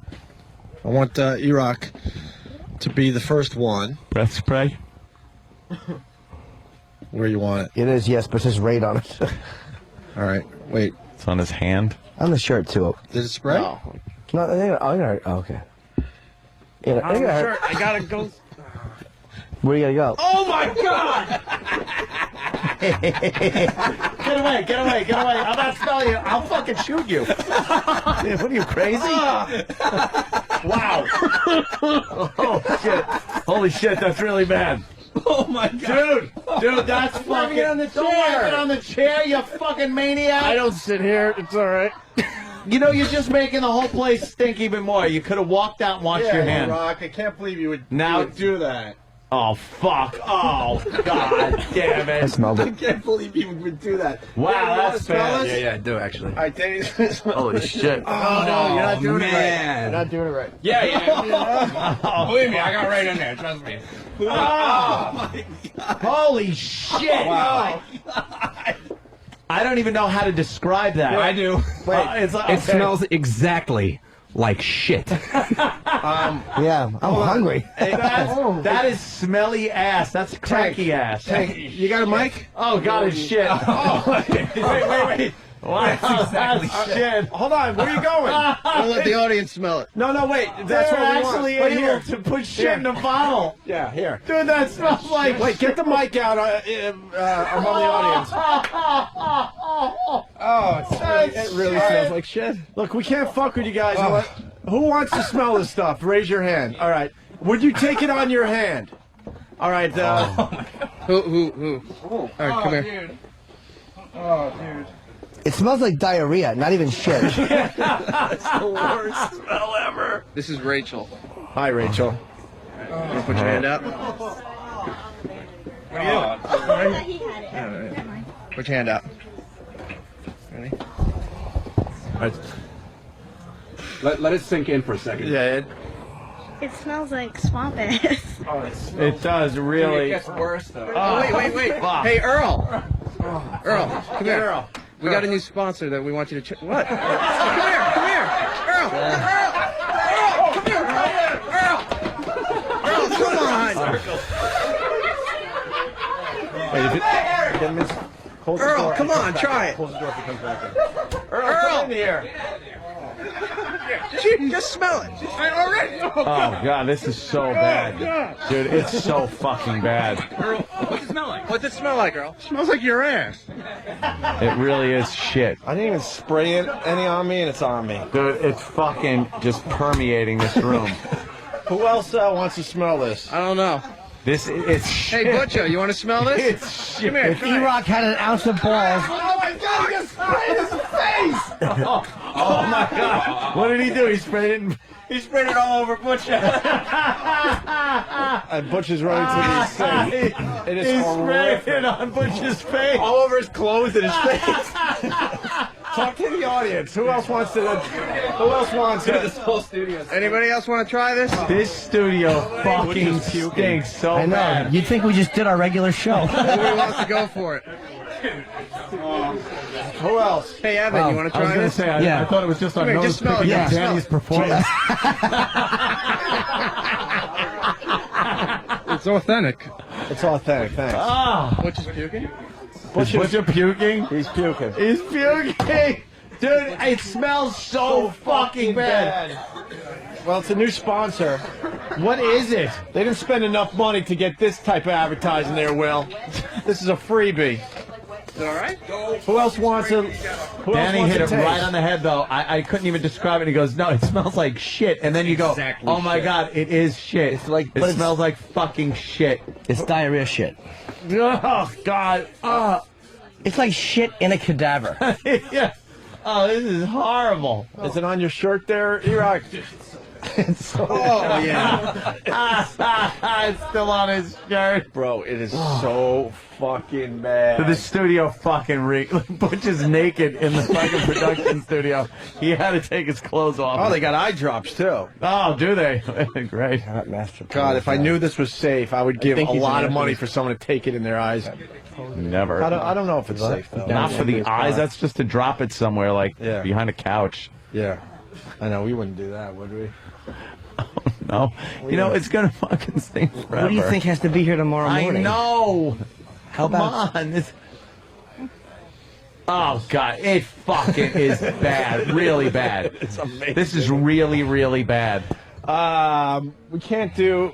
Well... we can't stay in the studio any longer. How about we say this? The Guitar Hero match was brought to you by Ashley Madison. That's good. You've heard us talk about Ashley Madison. Now create your own Ashley Madison parody commercial. And you might win $5,000. Check out the details on opieandanthony.com. That's opieandanthony.com for the Ashley Madison competition that is going on as we speak. $5,000 up for grabs. Do you know how many people's cars I want to put this in? Oh, shit. Oh, my God. How great would that be? Perhaps more than that. Why does it come in eye drops? Did anyone figure it out? Probably so you just drip it on something. You know, eye drops. It's not eye drops. It's just, are you insane? Well, you know what I mean. Like the fucking... You just drop it like on the carpet behind a couch. Will, what is this stuff? You want to tell the people? It's called liquid ass. Is it actually called liquid ass? It's called liquid ass. liquidass.com? Liquidass.com, right. Somebody's... Boy, are they going to be freaked out by all the hits they get today, and they better fucking spend a little more money, motherfuckers. See, Will, I'm way to welcome them aboard, Ope. Yeah, go fuck you and fuck your product. Oh, no, pay us. Liquid. Oh. God, dude, it doesn't. You're fucking. Your nose doesn't even get used to it. Tippy Tom has been in this fucking studio, and eventually, you're like, your nose gets used to the smell. Your receptors kind of give up the battle. This won't go away. All right. I think we've done enough damage for one day. Oh, how many on me? Sounds like somebody opened an iPhone. Fuck you. So it smells like the Verizon store. It certainly does. Bunch of fucks. I can't even fucking deal with this studio anymore. Goodbye, guys. See you tomorrow. Oh, no, don't. I'm not saying anything, but Jesus. Yeah, this is just horrendous. Danny, smell this over there. I smell it. Get within 2 feet of this. Dude, I smell it, though. You don't even have to put your nose on it. Oh, dude. Because the more you dude. The more you spray, the worse it gets. Dude, it's so... The more you spray, the worse it gets. It's like burying your face in an infant's ass crack. It's fucking terrible. Does it? Oh, God. Does it have anything on it that says how to remove it? It's almost like if it was... They somehow perfected, like, you know, if you smell your own shit, it's almost not so bad. Yeah. They perfected smelling someone else's shit. Yeah. Like, it's definitely, like, you smell it and it's like, that's not mine. And that's part of why it smells so bad. Get Eastside Dave or Black Girl. This is called the little, what do they used to call it in the business? The crossover. Where's Black Girl? Oh, my God. I can't. Get Black Girl. I can't fucking spell this anymore. It's unbelievable how bad it is. And the more you spray, the worse it gets. It's getting worse. Earl. Yeah. Did you smell this stuff yet? Yes, I do. Can you smell it as you come into the studio? Yeah. How bad is it? Pretty bad. What does it smell like? What, you just start broadcasting from the mic? It smells like the worst kind of ass you could think of. It's like a horse's ass. It's worse. Oh, let's vomit. It gets worse. I can't take this. Danny, does it smell really bad when you walk right in? No. All right, tell me when to start smelling. I smell it now. Okay, keep coming this way. Oh, it's definitely really bad right here. Get over here. You're not even going to believe It's so bad. It smells worse the longer you stay in here. Once you get here, this is ground zero over here. No, I can smell it. No, you really don't. You really don't know. You have no idea until you come over here. You think it's bad over there? I'm already there. Just get like right over here. Don't fuck with me. We won't fuck No. Holy shit. This is so bad and not right. Dude, it's horrible. That is fucking horrible.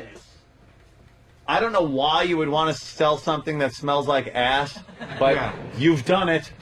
Well, it's called liquid ass. And they better spend more money on our show. Or we'll start scraping Iraq's tongue and make our own product. Wow. It gets worse I gotta the get more you out of spray here. it. I gotta get out of here. Where's Eastside Dave? Is he allowed on our show? Yeah, I don't think so. He's still not allowed on our show? I don't think so. Really? I'm not sure, but.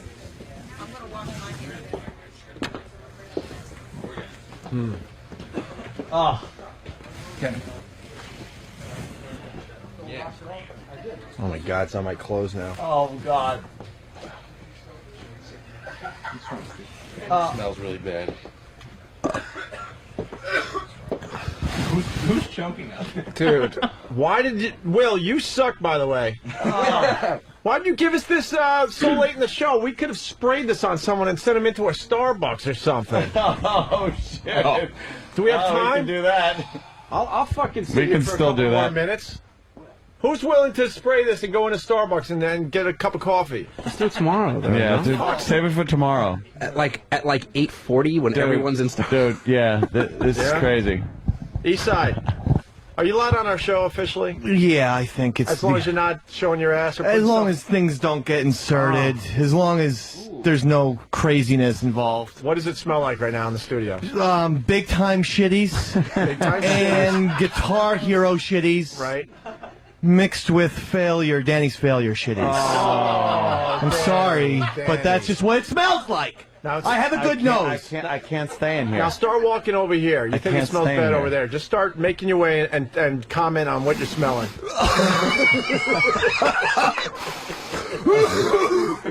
Get over here. I'm not supposed to be doing this. Get over here. I can't do anything on this show. I know, we're just... I am leaving the show. Ryan Fest noon to 3. Get over here.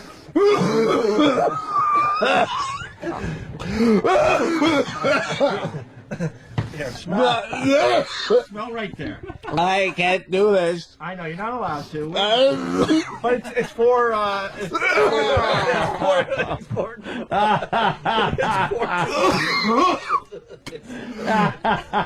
the way, I'm so good on Guitar Hero on the easy. On the easy phase. I wanted to be invited to that, not for shitty smells. Yeah. No, they did. I sprayed the garbage can, and he's trying to get to the garbage can, and he's smelling even more. Dude, it's so bad in here. I can't. It's unbelievable. My stomach hurts. There's a lot of irresponsibility going on right now. This sucks. You have to clean the studio. Oh, yeah. All right, I think we've done enough damage. Tomorrow, where can we put this? No one else is allowed to use my new toy. Dude, we got to put it, like, it's not good enough to just put it in a bag. No, the whole box stinks. What if we got some very cheap sneakers and we spray the fucking shit out of them, so that way it's not like anybody's ruining their own stuff. And, all right. And then I'm like with you so far. also like maybe me or whoever can wear these sprayed sneakers that just reek of this, and then just pretend like nothing's happening. Yeah. Where can we go? Just go somewhere now. We'll figure it out. We don't want to, like, play our hand right now, because Yeah. stupid lawyers will figure out how to ruin this one, too. Just anywhere. Anywhere. Yeah?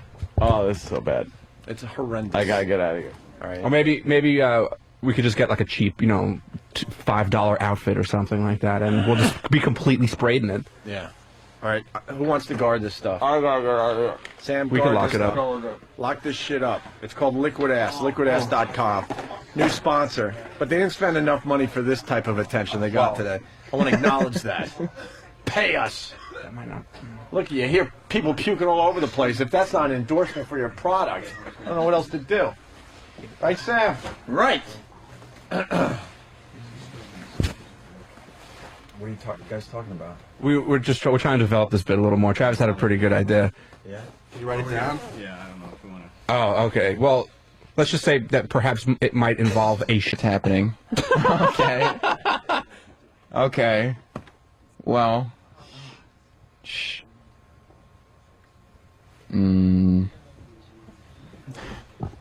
Pal talks off, right? Yeah. Not that there'd be anything to see. Wait, almost done. Oh yeah, just blowing. Probably didn't need that much. Oh boy. All right, maybe I'm not that brilliant. Yeah, you can blot some of it. Some of nothing. What? Yeah, what are you talking about? I don't know. I'm putting makeup on. Lipstick. It looks good. Lipstick. Let me blot it. Thanks for blotting that for me. All right. I think we're done now. Oh, do you want that banana? Because I really want to do something with that now. Yes. Just give it to somebody. Sam, don't let that get into evil hands. This box won't leave my possession until tomorrow. All right. Oh my God! A whole day of fucking with people with this. Smells like Tomorrow. doo-doo. A little bit. Liquidass.com. All right, guys. Thank you out there for showing up and checking out the show. I'm Last Man Standing, and we'll see you guys tomorrow. Right? What? What are you looking for? Nothing. All right. I think we've done enough. Ron and Fez, noon to 3. Should be a good show today. Goodbye.